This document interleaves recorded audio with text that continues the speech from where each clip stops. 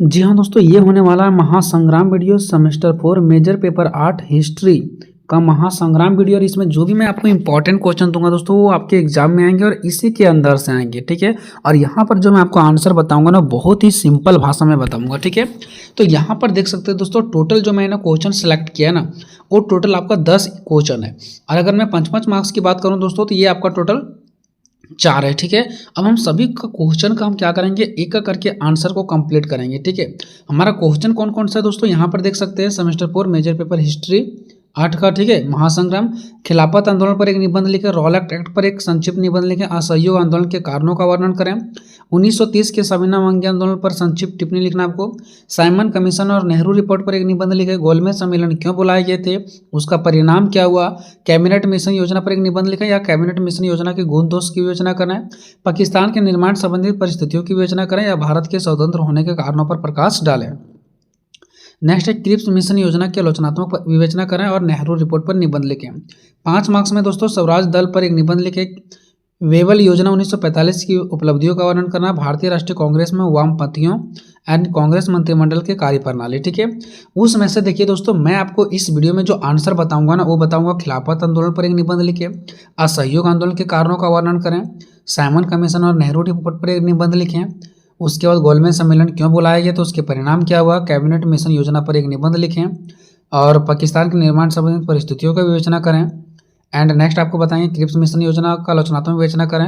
Next बताएंगे Nehru report पर निबंध लिखें।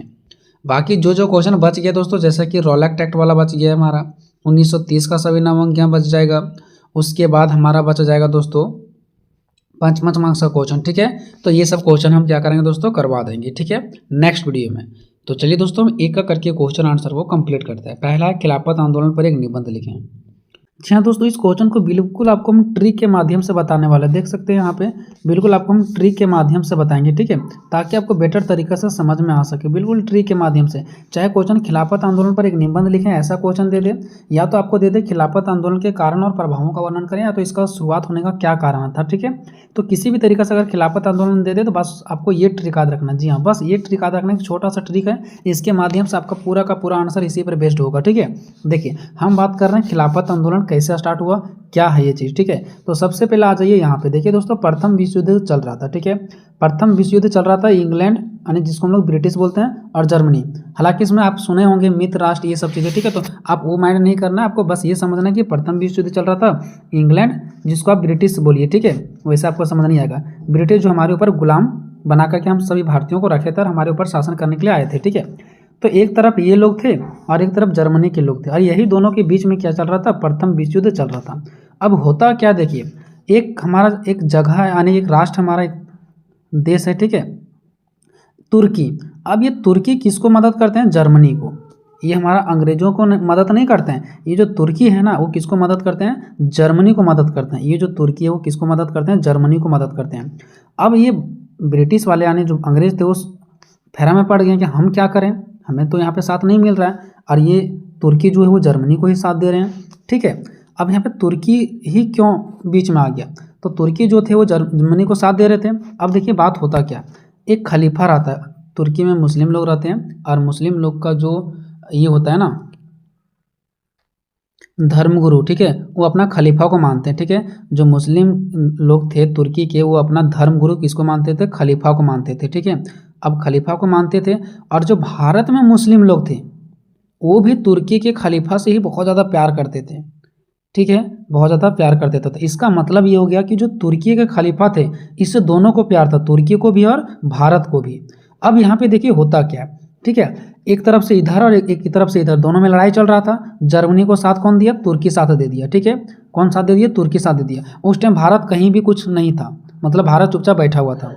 अब ये इंग्लैंड यानी अंग्रेज ने ये सोचा कि क्यों ना हम भारत से मदद लें, क्यों ना हम भारत से मदद ले लें। क्या दिक्कत है, तुर्की जर्मनी की तरफ से चल गए तो क्या दिक्कत है, हम जो है सो भारत को मदद ले लेते हैं। अब भारत से मदद लेंगे तो क्या भारतीयों को बोलेंगे कि हमें मदद करो, ऐसे आएंगे? अभी तो वो हम लोग के ऊपर ऑलरेडी मतलब एक दुश्मन की भावना से देख रहे हैं, क्योंकि अंग्रेज लोग आए थे ना हमारे ऊपर शासन करने के लिए, तो क्या वो आराम से बोलते हैं भारत के लोग उसको मदद करने के लिए चल जाते हैं? नहीं चल जाते। इन लोगों ने एक दिमाग लगाया। क्या दिमाग लगाया कि देखो भाई, जो खलीफा है ना, कहाँ के खलीफा, तुर्की के खलीफा, ये जो खलीफा है उसको हम नष्ट कर देंगे, ठीक है। अगर आप नष्ट नहीं करवाना चाहते हैं उसको, तो आप हमें क्या करो, मदद करो। किनको? हिंदू लोगों नहीं, मुस्लिम लोगों को, क्योंकि खलीफा से प्यार था मुसलमानों को। ठीक है। तो यहाँ के लोगों से कहा कि अगर आप हमें साथ नहीं दोगे ना, तो जो तुर्की में खलीफा है ना, उसको हम नष्ट कर देंगे।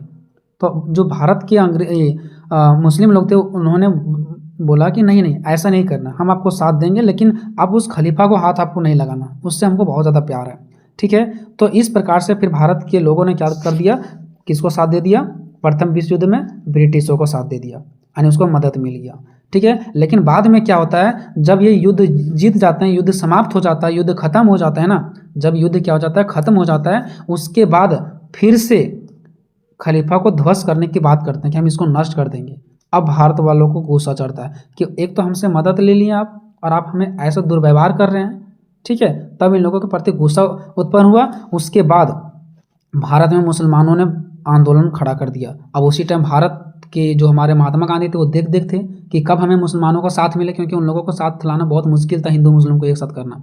अब उसी टाइम महात्मा गांधी को एक मौका मिल गया कि चलो अभी तो ये जो मुस्लिम लोग हैं वो बहुत ज़्यादा गर्म हो चुके हैं, और यही एक मौका है जो कि अभी हम लोग अंग्रेज़ों के प्रति बहुत ही सशस्त्र विद्रोह खड़ा कर सकते हैं, और सभी लोग एकता, हम लोग क्या हो सकते हैं, एक साथ एकता होकर के उसके खिलाफ लड़ाई लड़ सकते हैं।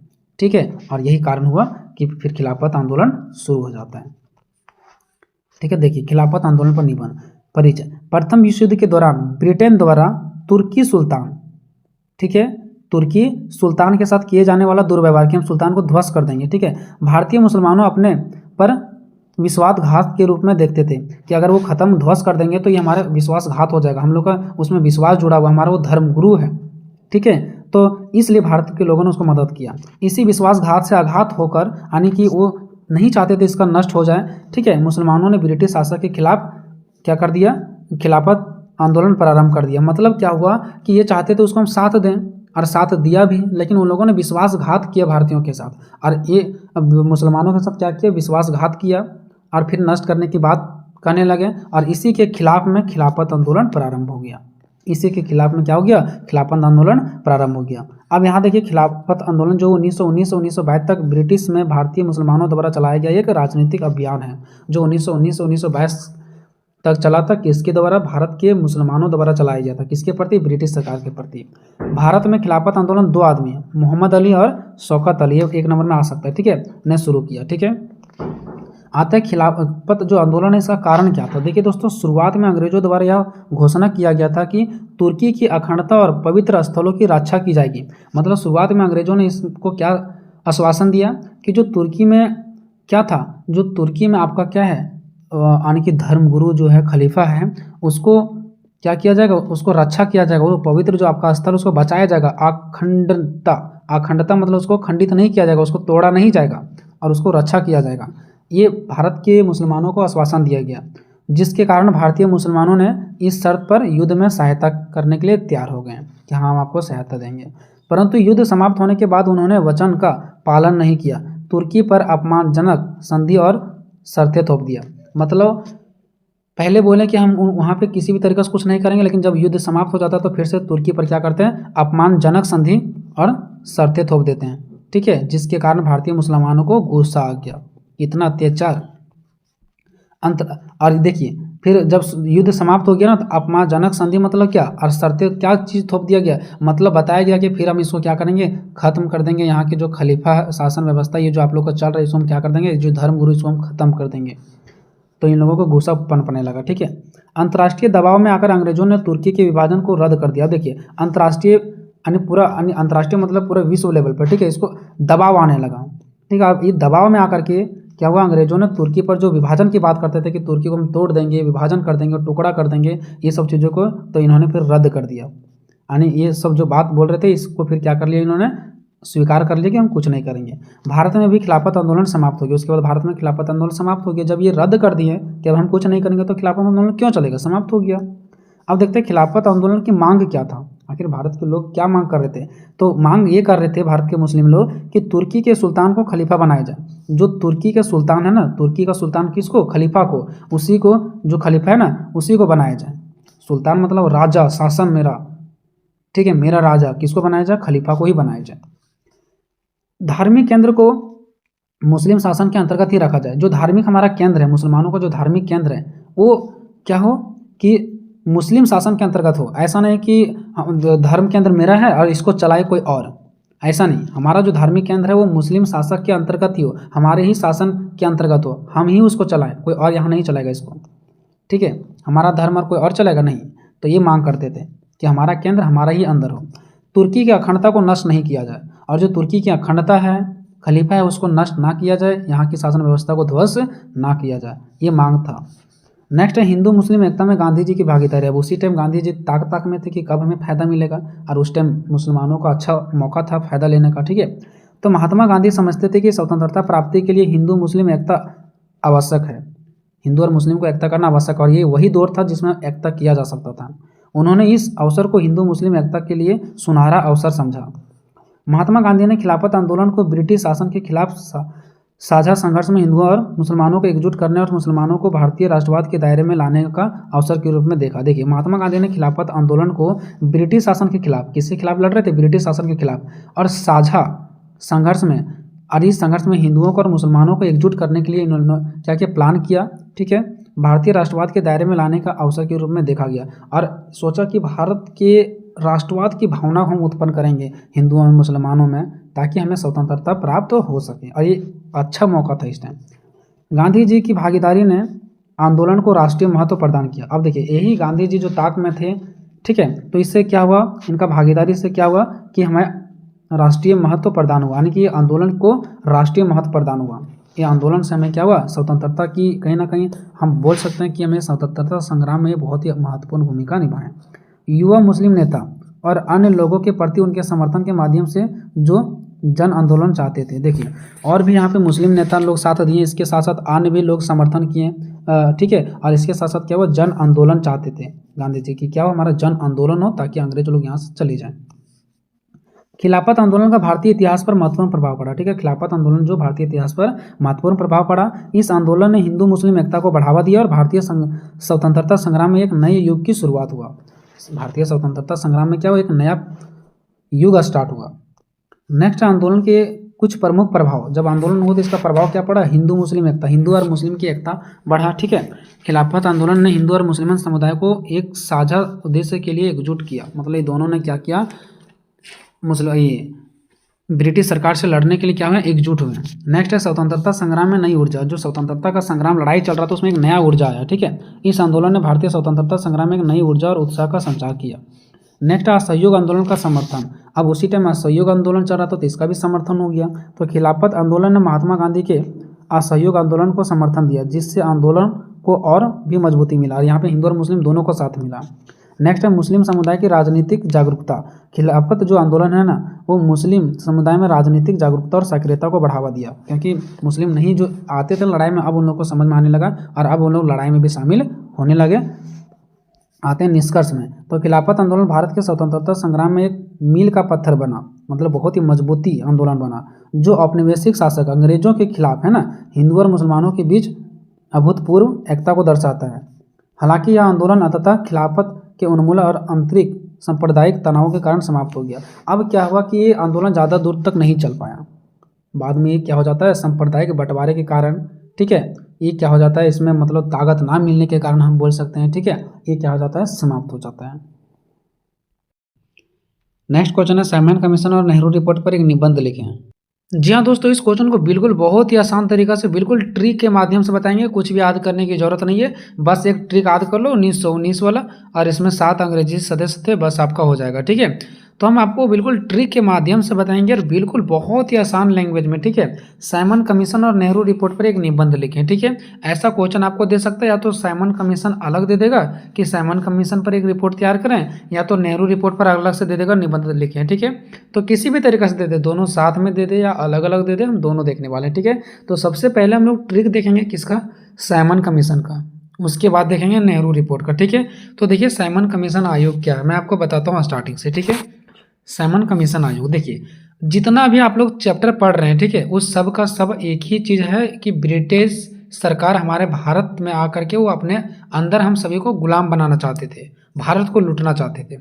तो ब्रिटिश सरकार अपने हैंड में ले लिए थे भारत के सारे कारोबार, और वो अपना शासन व्यवस्था जो भी शासन व्यवस्था था वो अपने अकॉर्डिंग चला रहे थे। ठीक है, अब यहाँ से बात स्टार्ट होता है। ठीक है, ये जो ब्रिटेन लोग थे, अंग्रेज लोग, ये तो बहुत पहले आए थे यहाँ पे, लेकिन 1919 में ब्रिटेन की जो सरकार थी ना, वो एक अधिनियम लाना चाहती थी, भारत शासन अधिनियम। 1919 में वह एक अधिनियम लाना चाहती थी, 1919 भारत शासन अधिनियम। तो ये अधिनियम में ये बताया गया, भारत के लोगों को ये बताया गया कि ये अधिनियम पास होने दो।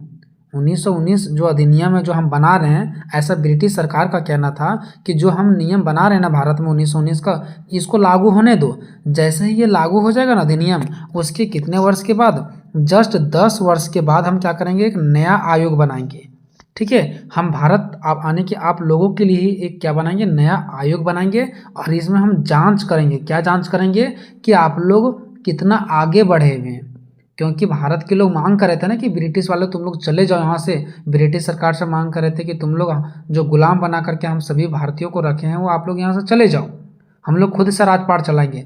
तो ब्रिटिश सरकार का कहना था कि जब तक आप लोग एक पैर पे नहीं खड़ा हो जाओगे, अच्छा से नियम कानून नहीं बना लोगे, तब तक हम नहीं जाएंगे।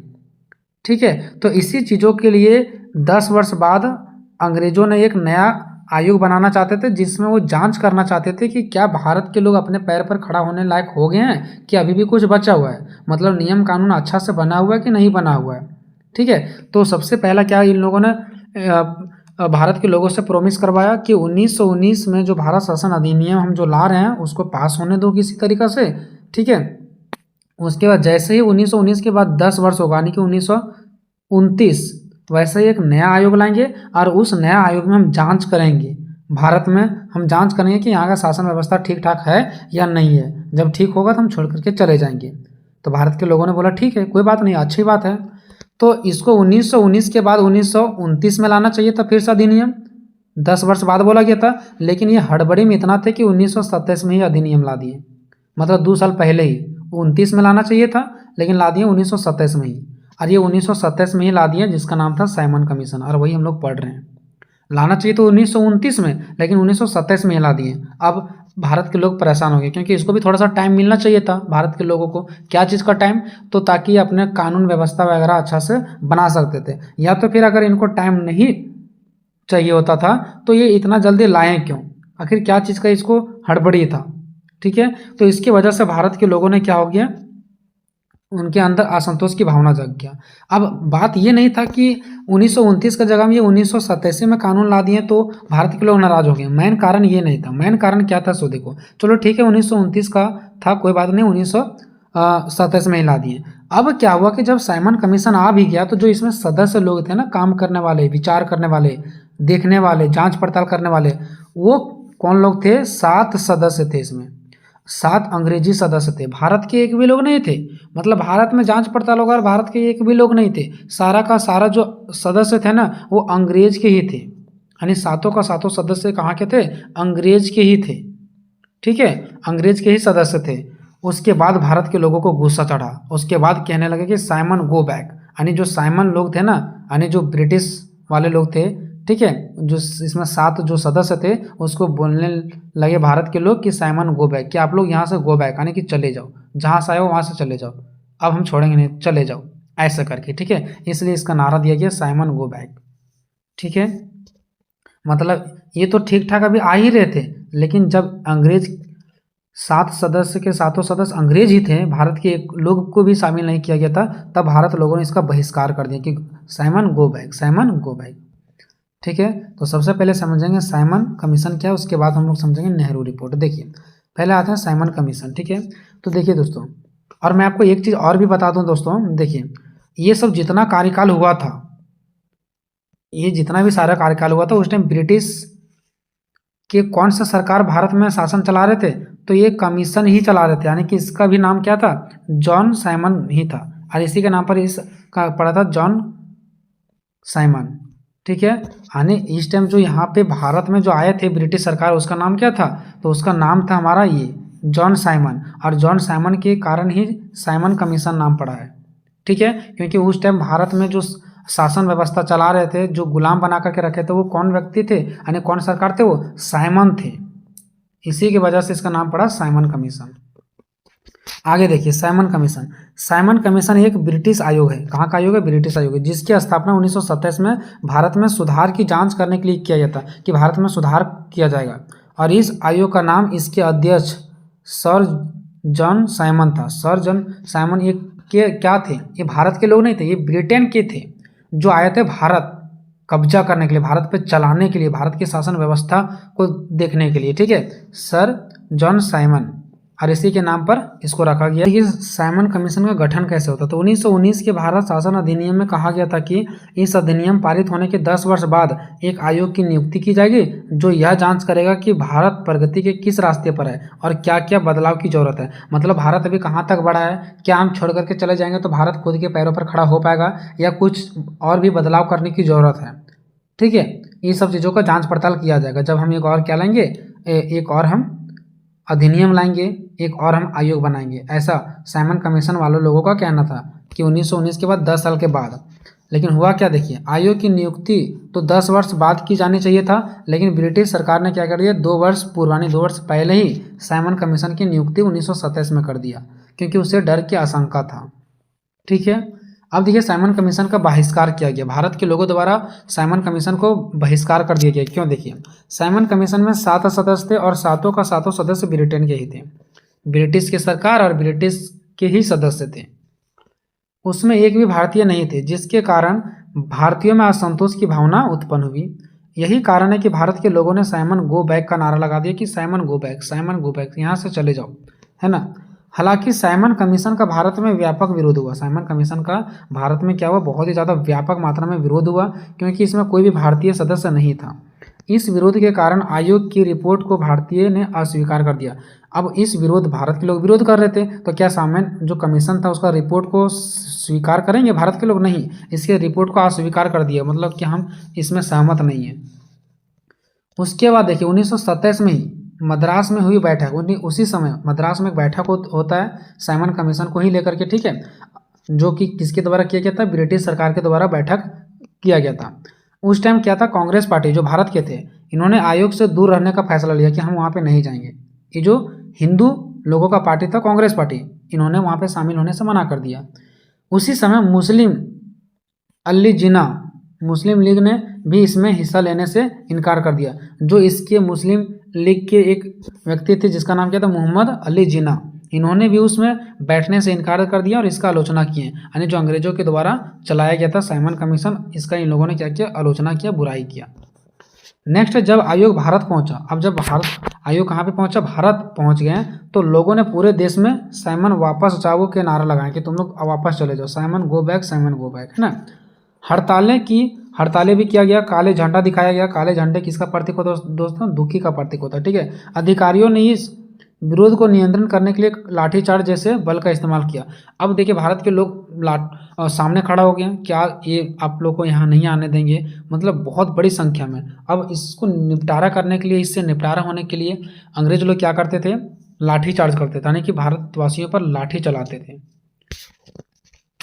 साइमन कमीशन का सिफारिश। अब साइमन कमीशन का सिफारिश क्या था, है ना, इसका सिफारिश क्या था? तो देखिए वो क्या चाहते थे। तो सबसे पहला चाहते थे कि द्विवेद शासन प्रणाली को समाप्त करना, यानी कि भारत में द्विवेद शासन प्रणाली को समाप्त किया जाए। द्विवेद शासन मतलब था 2 सरकार, जैसे अभी हमारे झारखंड में एक सरकार है और एक भारत सरकार, यानी एक केंद्रीय सरकार और एक राज्य सरकार, 2 सरकारें होती है। ठीक है, और दोनों सरकार मिलकर चलाती है। झारखंड में भी दोनों सरकार का हाथ है, झारखंड सरकार का भी और भारत सरकार का भी, यानी केंद्र सरकार। तो इसको समाप्त करना चाहते थे कि 2 सरकार नहीं होना चाहिए, है ना। तो उसे प्रणाली को रोकना चाहते थे, है ना। यहाँ पे इस प्रणाली को लिख देते, ठीक है, इस प्रणाली को रोकना चाहते थे जिसमें अधिकारियों और मंत्रियों के बीच शक्तियों का विभाजन होता है। देखिए द्वैध प्रणाली में किसके किसके बीच शक्तियों का बंटवारा होता है? अधिकारियों के बीच और मंत्रियों के बीच। अधिकारी और मंत्री का बीच का मतलब ही हो गया दोस्तों, केंद्र सरकार और राज्य सरकार के बीच शक्तियों का क्या होता है? विभाजन होता है। और इसको समाप्त करना चाहते थे। स्थानीय प्रतिनिधित्व को बनाना, ये चाहते थे क्या हो कि स्थानीय प्रतिनिधित्व को बनाना, मतलब केंद्र और राज्य दोनों में सरकार नहीं हो, सिर्फ केंद्रों में सरकार हो, सिर्फ राज्यों में सरकार हो। ठीक है, प्रांतों मतलब राज्य में निर्वाचित सरकार की स्थापना करें ताकि लोगों की बात सुनी जा सके। ये चाहते थे कि 2 सरकार ना हो, एक ही सरकार हो, और एक राज्य है तो वहाँ का सरकार वहीं हो, बिहार है तो बिहार का सरकार बिहार ही हो, इसके ऊपर का कोई एक और सरकार नहीं होना चाहिए। ठीक है, मतलब हर एक राज्य में एक एक सरकार होना चाहिए और वहाँ की जनता उसको खुद से वोट देगी और वो सरकार वहाँ के जनता के समस्या को देखेगी और निपटारा करेगी, उसके ऊपर कोई भी सरकार नहीं होनी चाहिए। राज्यपाल को अधिकार, ये राज्यपाल को अधिक अधिकार देने की बातें करती है। ठीक है, राज्यपाल को प्रशासन और सुरक्षा मामलों के लिए शक्तियां प्रदान करना, कि शक्तियां उसको और प्रदान किया जाए। उच्च न्यायालय पर नियंत्रण, भारत सरकार को उच्च न्यायालयों पर पूर्ण नियंत्रण होना चाहिए। इस सिफारिश में कहा गया था कि भारत सरकार को उच्च न्यायालय पर क्या होना चाहिए, पूर्ण नियंत्रण, यानी कि पूरा का पूरा नियंत्रण होना चाहिए। नेक्स्ट है सीमित मताधिकार, यानी कि हर कोई मतदान नहीं कर सकता, यह सार्वभौमिक मताधिकार नहीं है। देखिए इनका क्या कहना था, इस सिफारिश में कहा गया कि सीमित मताधिकार, अभी भारत के हर एक लोग वोट दे सकते हैं जिसका उम्र 18 वर्ष है या उससे अधिक है ना, हर कोई क्या कर सकता है, वोटिंग कर सकता है। लेकिन इस सिफारिश में कहा गया था कि हर कोई मतदान नहीं कर सकता है, हर कोई वोट नहीं दे सकता है, यह सार्वभौमिक मताधिकार नहीं है, यह सबके लिए नहीं है, इनका ये कहना था। ठीक है, अब आते हैं निष्कर्ष में। तो साइमन कमीशन, देखिए हाँ सॉरी, यहाँ पे देखिए दोस्तों, यहाँ तक अभी हम लोगों ने देखा साइमन कमीशन के बारे में। अब नेहरू रिपोर्ट हम यहाँ पे नहीं देख रहे हैं, क्यों नहीं देख रहे हैं, नेहरू रिपोर्ट पर ऑलरेडी मैंने पहले वीडियो बना दिया, अगर नहीं देखा तो जाकर देख लो, डिस्क्रिप्शन में लिंक है। अगर क्वेश्चन साइमन कमीशन और नेहरू रिपोर्ट दोनों पर आ जाता है, साइमन कमीशन और नेहरू रिपोर्ट अगर क्वेश्चन दोनों पर दे देता है तो दोनों को एक साथ ऐड करके लिख देना है, कम से कम 5 पेज में। ठीक है, और अगर किसी एक पर देता है तो साइमन कमीशन पर देगा तो सिर्फ साइमन कमीशन लिखिएगा, और अगर नेहरू रिपोर्ट पर देगा तो सिर्फ नेहरू रिपोर्ट लिखिएगा। लेकिन इस क्वेश्चन में हम सिर्फ साइमन कमीशन का चर्चा किए हैं, नेहरू रिपोर्ट का हम अलग से वीडियो बना दिए। ठीक है, अब निष्कर्ष, साइमन कमीशन 1927 में भारत के स्वतंत्र संग्राम में एक महत्वपूर्ण घटना है। देखिए साइमन कमीशन जो 1927 है ना, वो भारत के स्वतंत्रता संग्राम में एक महत्वपूर्ण घटना है, स्वतंत्रता में ये महत्वपूर्ण भूमिका निभाए, और यही सब वजह से तो धीरे धीरे आंदोलन तेज होते गया और 1947 में जाकर हमें आज़ादी मिला है ना। अपने देश के भविष्य को तय करने में भारतीयों को पूरी तरह से शामिल ना करने के कारण बड़े पैमाने पर विरोध प्रदर्शन हुए और राष्ट्रवादी जोश फिर से भड़क उठा। मतलब सबसे पहले ये था कि इस सामने यानी कि यहाँ पे जो कानून लाया गया था ना, यानी कि देखिए अपने देश के भविष्य को तय करने में, यानी कि वहाँ पे जो जांच पड़ताल हो रहा था तो उस कमीशन में सातों का सातों कौन थे, अंग्रेज थे, और भारत का भविष्य तय हो रहा था, है ना। तो अपने भारत के भविष्य तय हो रहा था तो उसमें एक ना एक भारतीय होना चाहिए, है ना। तो भारतीयों को पूरी तरह से शामिल ना करना, उसमें भारतीयों को पूरा तरीके से शामिल नहीं किया गया, भारत के लोग एक भी नहीं थे, जिसके कारण बड़े पैमाने पर विरोध किया गया भारत के लोगों द्वारा, और राष्ट्रवादी भावना इन लोगों के अंदर उमड़ने लगा, है ना। और इसी की वजह से असहयोग आंदोलन के बाद, यानी कि उसी समय कुछ समय के बाद असहयोग आंदोलन भी होता है, उसके बाद कुछ हद तक कम हो गया। उसके बाद क्या हुआ था कि यह जो भड़क है ना, जो भड़क उठा, जो असहयोग आंदोलन के बाद ही धीरे धीरे शांत होने का नाम लिया। नेक्स्ट क्वेश्चन, गोलमेज सम्मेलन क्यों बुलाया गया, तो उसके परिणाम क्या हुआ। जी हाँ दोस्तों, इस ट्रिक से आपको 2 क्वेश्चन बनने वाला है। ठीक है, बस आपको ये ट्रिक याद रखना है, यहाँ से आपको 2 क्वेश्चन बनेगा। कौन कौन क्वेश्चन बनेगा कि गोलमेज सम्मेलन क्यों बुलाए गए थे और इसके परिणाम क्या हुआ, या तो फिर गोलमेज सम्मेलन क्या है, प्रथम गोलमेज सम्मेलन, द्वितीय गोलमेज सम्मेलन और तीसरे गोलमेज सम्मेलन क्या है, या तो फिर देते गांधी इरविन समझौता और इसके मुख्य शर्तों का वर्णन करें। ठीक है, जो गांधी जी के द्वारा चलाया गया था। तो अगर आपको ये दोनों में से किसी भी तरीके से क्वेश्चन दे देता है, आपको आंसर सेम लिखना होगा। ठीक है, जब आप वीडियो को देखोगे, पूरा फुल वॉच करोगे तो आपको समझ में आ जाएगा। ठीक है, सबसे पहले हम ट्रिक की ओर चलते हैं। ठीक है, देखिए बात चल रहा है गोलमेज सम्मेलन। गोलमेज सम्मेलन का मतलब जहाँ पे सभी लोग गोल होकर के बैठते हैं, बातें करते हैं, ठीक है, वो सम्मेलन। देखिए क्या होता है कि हम सभी को पता है कि ब्रिटिश शासक हमें अपना गुलाम बनाए थे। ठीक है, हमारे ऊपर शासन कर रहे थे, हम लोग लड़ाई लड़ रहे थे कि तुम यहाँ से चले जाओ चले जाओ। ठीक है, इसी के बीच में क्या होता है, गांधी जी कुछ मांगे करते हैं ब्रिटिश सरकार से, कुछ मांगे, 11 बातें यानी 11 मांग करते हैं, जिसको बोला गया 11 सूत्री मांग। अब वो अंग्रेज देने से इनकार कर देते हैं, जिसमें से बहुत ज़्यादा नमक पर भी बहुत ज़्यादा टैक्स वगैरह लगा दिया गया था, कर वगैरह लगा दिया गया था, सब लोग परेशान हो गया था। तो भारत के जो गांधी जी समेत बहुत सारे लोगों ने क्या किया, कुछ अंग्रेजों से, ब्रिटिशों से कुछ मांग के 11 सूत्री मांग रखा, लेकिन वो देने से मना कर दिए। उसके बाद ये सम्मेलन इतना तीव्र गति पकड़ लिया, इतना तीव्र गति पकड़ लिया, नमक दांडी यात्रा, ठीक है, इतना तेज हो गया कि अंग्रेज लोगों को अब डर लगने लगा कि बाप रे अब क्या होगा, लगता है कि अब हम लोग को यहाँ से भागना पड़ेगा। उसी के बीच में ये सम्मेलन बैठक बुलाया जाता है, क्या हो, बैठ के बातें करते हैं जो भी है सो। लेकिन गांधी जी कहाँ सुनने वाले, नहीं मुझे दांडी यात्रा करने दो तो करने दो। ठीक है, तो देखो गोलमेज सम्मेलन कैसे होता है, जब कुछ मांगे रखा जाता है गांधी जी के द्वारा तो वो नहीं दिए जाते हैं उसको।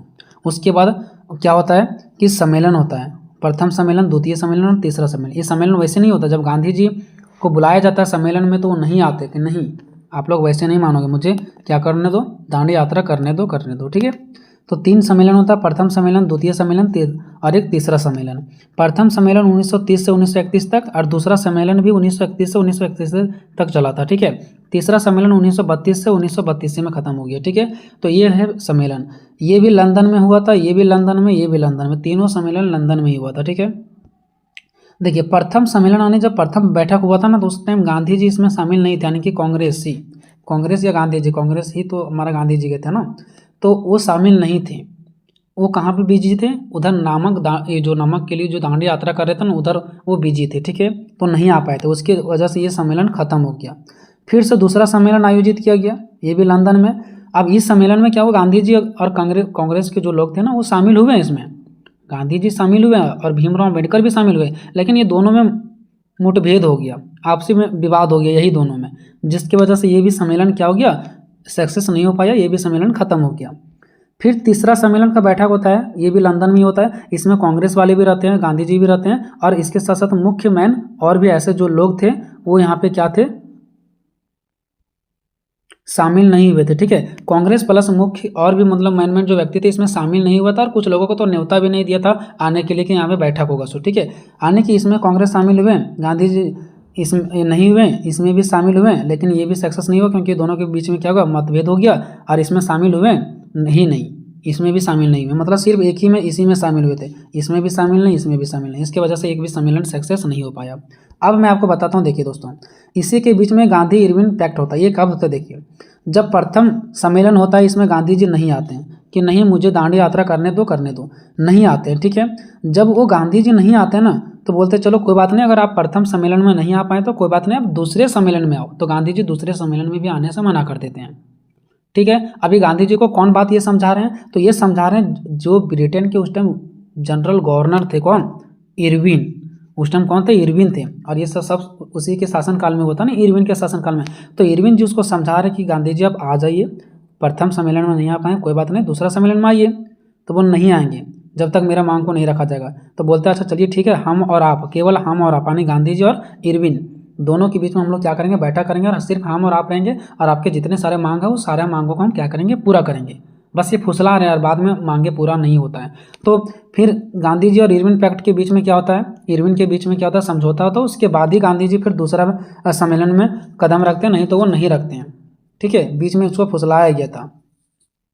तो ये था सब कुछ, ठीक है। अब आते हैं क्वेश्चन की ओर, ठीक है। सबसे पहले आता है भूमिका। नमक यात्रा के कारण, जब नमक का यात्रा चल रहा था, दांडी यात्रा, ठीक है, जब नमक की यात्रा चल रहा था तो के कारण अंग्रेजों को यह एहसास हुआ था कि अब इनका राज बहुत दिनों तक नहीं टिक सकेगा और उन्हें भारतीयों को भी सत्ता में हिस्सा देना पड़ेगा। मतलब भारत लोगों को भी अपने में शामिल करना पड़ेगा, कहीं भी अगर नौकरी है तो भारत को भी दो, अगर कहीं कानून बनाना है तभी भारत को शामिल करना, मतलब हर एक सत्ता में भारत को शामिल करना पड़ेगा, नहीं तो अब दिक्कत होगा। इसीलिए तो बैठक बुलाया गया था ना। इस लक्ष्य को ध्यान में रखते हुए ब्रिटिश सरकार ने लंदन में गोलमेज सम्मेलन का आयोजन शुरू किया कि गोलमेज सम्मेलन रखा जाता है, आप लोग अभी मतलब भड़को नहीं, आओ बैठ के बात करते हैं। अंग्रेज सरकार द्वारा भारत में संवैधानिक सुधारों पर चर्चा की, यानी कि अंग्रेज सरकार चाहते थे कि हम भारत के जो संविधान है इसमें हम सुधार करेंगे, आपके नियम कानून में सुधार करेंगे, मतलब आपको बेहतर, आपके देश को हम क्या करेंगे, बेहतर बनवाएंगे। 1930 से 32 के बीच में सम्मेलन की एक श्रृंखला के 3 गोलमेज सम्मेलन आयोजित किया जाता है। 1930 से 1932 के बीच में 3 गोलमेज सम्मेलन आयोजित किया जाता है, ठीक है। उसमें से अब देखते हैं गोलमेज सम्मेलन और उसका प्रभाव। पहला गोलमेज सम्मेलन 1930 से 31, दूसरा जो गोलमेज सम्मेलन होता है 1931 से 1931 में होता है, ठीक है। और तीसरा गोलमेज जो सम्मेलन है 1932 से 1932 से, मतलब ये 1932 में, एक 1931 में और एक 30 से 31 तक चलता है, ठीक है।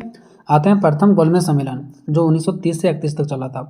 प्रथम गोलमेज सम्मेलन नवंबर 1930 से में लंदन में आयोजित किया गया था। इस सम्मेलन में भारतीय राष्ट्रीय कांग्रेस ने भाग नहीं लिया क्योंकि वे सविनय अवज्ञा आंदोलन में व्यस्त थे।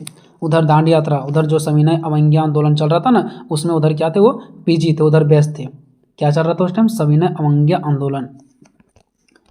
इस सम्मेलन में मुख्य रूप से भारत में संवैधानिक सुधारों पर चर्चा की गई, ठीक है। इस सम्मेलन में मुख्य रूप से भारत में संवैधानिक सुधार कैसे किया जाएगा, ये सब चीज़ों पर चर्चा किया गया था, ठीक है। इसमें मुस्लिम लीग के थे, हिंदू लोग भी थे, महासभा और अन्य दलों ने इसमें भाग लिया, मतलब बहुत सारे लोगों ने शामिल लिया, लेकिन गांधी जी इसमें नहीं थे क्योंकि वो आंदोलन में बिजी थे।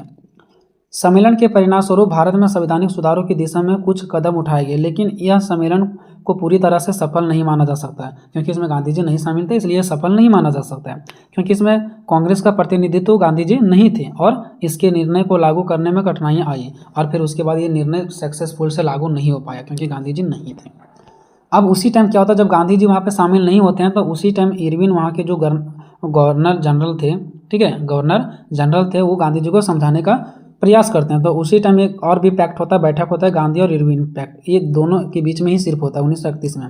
यह समझौता 5 मार्च 1931 को वायसराय इरविन एवं गांधी जी के बीच में दिल्ली में हुआ था, ठीक है, अतः इसे दिल्ली पैक्ट के नाम से भी जाना जाता है। इस समझौता में इस प्रकार से कहा गया कि गांधी जी सविनय अवज्ञा आंदोलन स्थगित करेंगे। पहला तो ये बताया गया कि आप इस आंदोलन को क्या कर दीजिए, समाप्त कर दीजिए।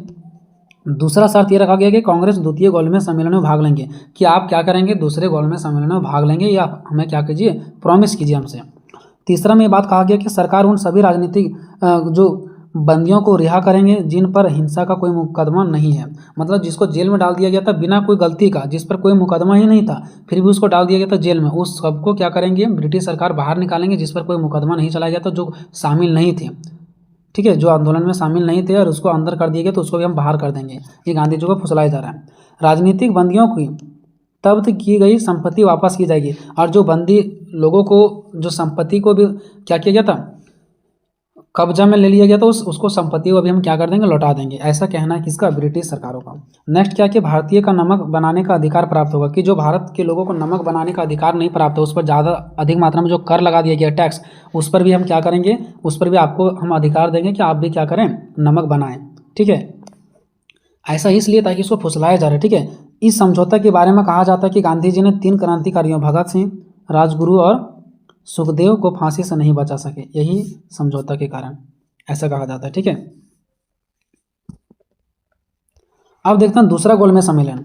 तो देखिए अब तो इसमें गांधी जी शामिल हो जाएंगे। दूसरा गोलमेज सम्मेलन 7 सितंबर 1931 से 24 दिसंबर 1931 तक लंदन में आयोजित किया गया था। ये आप याद रखेंगे क्योंकि 1 नंबर में पूछा जा सकता है। इस सम्मेलन में महात्मा गांधी ने भारतीय राष्ट्रीय कांग्रेस का प्रतिनिधित्व किया। इस समय महात्मा गांधी ने वहाँ पे शामिल हुए। हालांकि यह सम्मेलन असफल रहा क्योंकि गांधी जी और भीमराव अंबेडकर के बीच में क्या हो गया, मतभेद हो गया, ठीक है, क्या हो गया, मतभेद हो गया। इस सम्मेलन के परिणामस्वरूप गांधी ने सविनय अवज्ञा आंदोलन को फिर से शुरू किया और ब्रिटिश सरकार के खिलाफ विरोध प्रदर्शन किया। अब देखिए जब ये सक्सेस नहीं हो पाया दूसरा सम्मेलन, तो जो गांधी जी छोड़ करके आए थे ना सविनय अवज्ञा आंदोलन, उस सविनय अवज्ञा आंदोलन फिर से स्टार्ट कर दिए और ब्रिटिशों के खिलाफ प्रदर्शन करने लगे। अब आता है तीसरा गोलमेज सम्मेलन जो 1932 में चलता है। तो देखिए द्वितीय गोलमेज सम्मेलन की असफलता क्योंकि असफल हो गया था ना दूसरा गोलमेज सम्मेलन। तो जब दूसरा गोलमेज सम्मेलन असफल हो गया उसके बाद 17 नवंबर 1932 से 24 दिसंबर 1932 तक लंदन में तीसरा गोलमेज सम्मेलन आयोजित किया गया था और इसमें कुछ ही प्रतिनिधियों ने भाग लिया, सारे लोग इसमें भी शामिल फिर से नहीं लिए। इस सम्मेलन में प्रमुख राजनीतिक समूह और नेता उपस्थित नहीं थे, जो मेन नेता थे वो उपस्थित ही नहीं थे या तो फिर उसे आमंत्रित नहीं किया गया था, ठीक है। इसमें कांग्रेस भी भाग नहीं लिया। देखो यहाँ पे कम है, ठीक है, कम भागीदारी के कारण यानी कि कम लोगों के शामिल होने के कारण ये सम्मेलन में कोई बड़ी और पर्याप्त चर्चा भी नहीं हो पाया, मतलब अच्छा से चर्चा इसमें नहीं हो पाया, जैसे तैसे हुआ। तो इस प्रकार से आपका ये क्वेश्चन था दोस्तों। वीडियो कैसा लगा कमेंट में जरूर बताइएगा। नेक्स्ट क्वेश्चन, कैबिनेट मिशन योजना पर एक निबंध लिखा या हो सकता है चेंज करके भी दे दे। हेलो दोस्तों, अगर ये क्वेश्चन आपको समझ में नहीं आएगा तो आज के बाद आप मेरे वीडियो को मत देखना, ठीक है। बिल्कुल इस क्वेश्चन को इतना हार्ड क्वेश्चन है कि इसको मैं बिल्कुल कहानी के जैसा, एक भी चीज़ आपको लिखने की जरूरत नहीं है, बिल्कुल मैं आपको कहानी की जैसा बता दूंगा, ठीक है। आपके माइंड में हमेशा के लिए सेट हो जाएगा, ठीक है। और एक हम आपको डायग्राम भी बनाए, वो डायग्राम अगर हम आपको दिखा देंगे तो आपको बहुत ज़्यादा ये वीडियो आपके माइंड में सेट हो जाएगा, ठीक है। फिर आपको लिखने की जरूरत नहीं, सीधा जाओ और एग्जाम में लिख दो, ठीक है। ये कैबिनेट मिशन योजना 1946 पर एक निबंध लिखें, बहुत इंपॉर्टेंट क्वेश्चन है, ठीक है। तो सबसे पहले मैं आपको डायग्राम समझाएंगे, उसके बाद जो मैंने लिखा है वो समझाएंगे, तो आपको बहुत ही बेटर तरीके से समझ में आएगा, एक एक पॉइंट आपको समझ में आने वाला है, ठीक है। तो सबसे पहले मैं आपको डायग्राम दिखाना चाहूँगा। देखिए दोस्तों, ये है वो डायग्राम, ठीक है, जिसके मदद से आपको पूरा कैबिनेट मिशन योजना 1946 में जो हुआ था आपको पूरा का पूरा समझ में आएगा, ठीक है। कैबिनेट मिशन योजना, बस आपको ये वाला चीज़ें फिगर में माइंड सेट करना है, ये समझ जाना है, उसके बाद आपको यूं ही बहुत ही आसान तरीका से समझ में आ जाएगा, ठीक है। देखो ये क्या है, देखो दोस्तों ये जो बात है ना वो 2 चीज़ों पर डिपेंड है, एक ब्रिटिश सरकार पे और एक भारत पे, ठीक है। भारत आज़ाद नहीं हुआ था उस टाइम, क्योंकि ये 1946 का बात है। हमारा देश तो 1947 में आज़ाद हुआ। तो 1946 जिस टाइम जंजीरों में, अंग्रेजों के हाथों में, ब्रिटिशों के हाथों में था, ठीक है। तो यहाँ पे देखो दो ही चीज़ का बात चल रहा है, एक भारत सरकार का एक भारत का बात चल रहा है। उस टाइम भारत नहीं था, बट यहाँ पे अभी समझो, अभी के लिए ये भारत का बात चल रहा था, यानी हम भारतवासियों के लिए, और एक ब्रिटिश सरकार के लिए, ठीक है। बस यही दोनों का बात है। हुआ कुछ इस प्रकार से दोस्तों, आपको पता है कि पहला विश्व युद्ध हुआ था, खत्म हो गया। फिर 1939 से लेकर के 1945 तक दूसरा विश्व युद्ध हुआ, ठीक है। अब जब दूसरा विश्व युद्ध हुआ ना, उस टाइम ने ब्रिटिश वालों ने क्या किया, जीत गया। दूसरा विश्व युद्ध 1945 में खत्म हो गया और इसमें जीत हुआ ब्रिटिश सरकार का, ठीक है। यानी ब्रिटिशों का क्या हो गया, जीत हो गया। अब जब ब्रिटिश का जीत हुआ तो उस टाइम में ब्रिटिश में प्रधानमंत्री बनने के लिए उसी टाइम चुनाव हुआ। जब ये दूसरा विश्व युद्ध जीत गया तो ब्रिटिश में क्या हुआ, ये यहाँ भारतवासियों के लिए बात नहीं चल रहा है, ये ब्रिटिश वालों का बात चल रहा है, ठीक है। जब उसने ब्रिटिश में 1945 का युद्ध जीत जाता है ना, तो वहाँ का सरकार बनने के लिए चुनाव होता है, ठीक है। क्या होता है, वहाँ का ब्रिटिश में चुनाव किया जाता है कि अब यहाँ पे जीत तो हम लोग गए, बट अब हम लोग का प्रधानमंत्री कौन बनेगा। तो ब्रिटिश में चुनाव किया गया 1945 में। उस चुनाव में जो प्रधानमंत्री बना ब्रिटिश का, उसका नाम था एटली। जो ब्रिटिश का प्रधानमंत्री बना उसका नाम क्या था, एटली था, ठीक है। अब एटली ने ये सोचा कि अब हम ज़्यादा दिन तक भारत पे कब्जा करके नहीं रह सकते हैं, ठीक है। क्योंकि देखो इसके पहले भी तो बहुत आंदोलन वगैरह चल रहा था भारत में, ठीक है।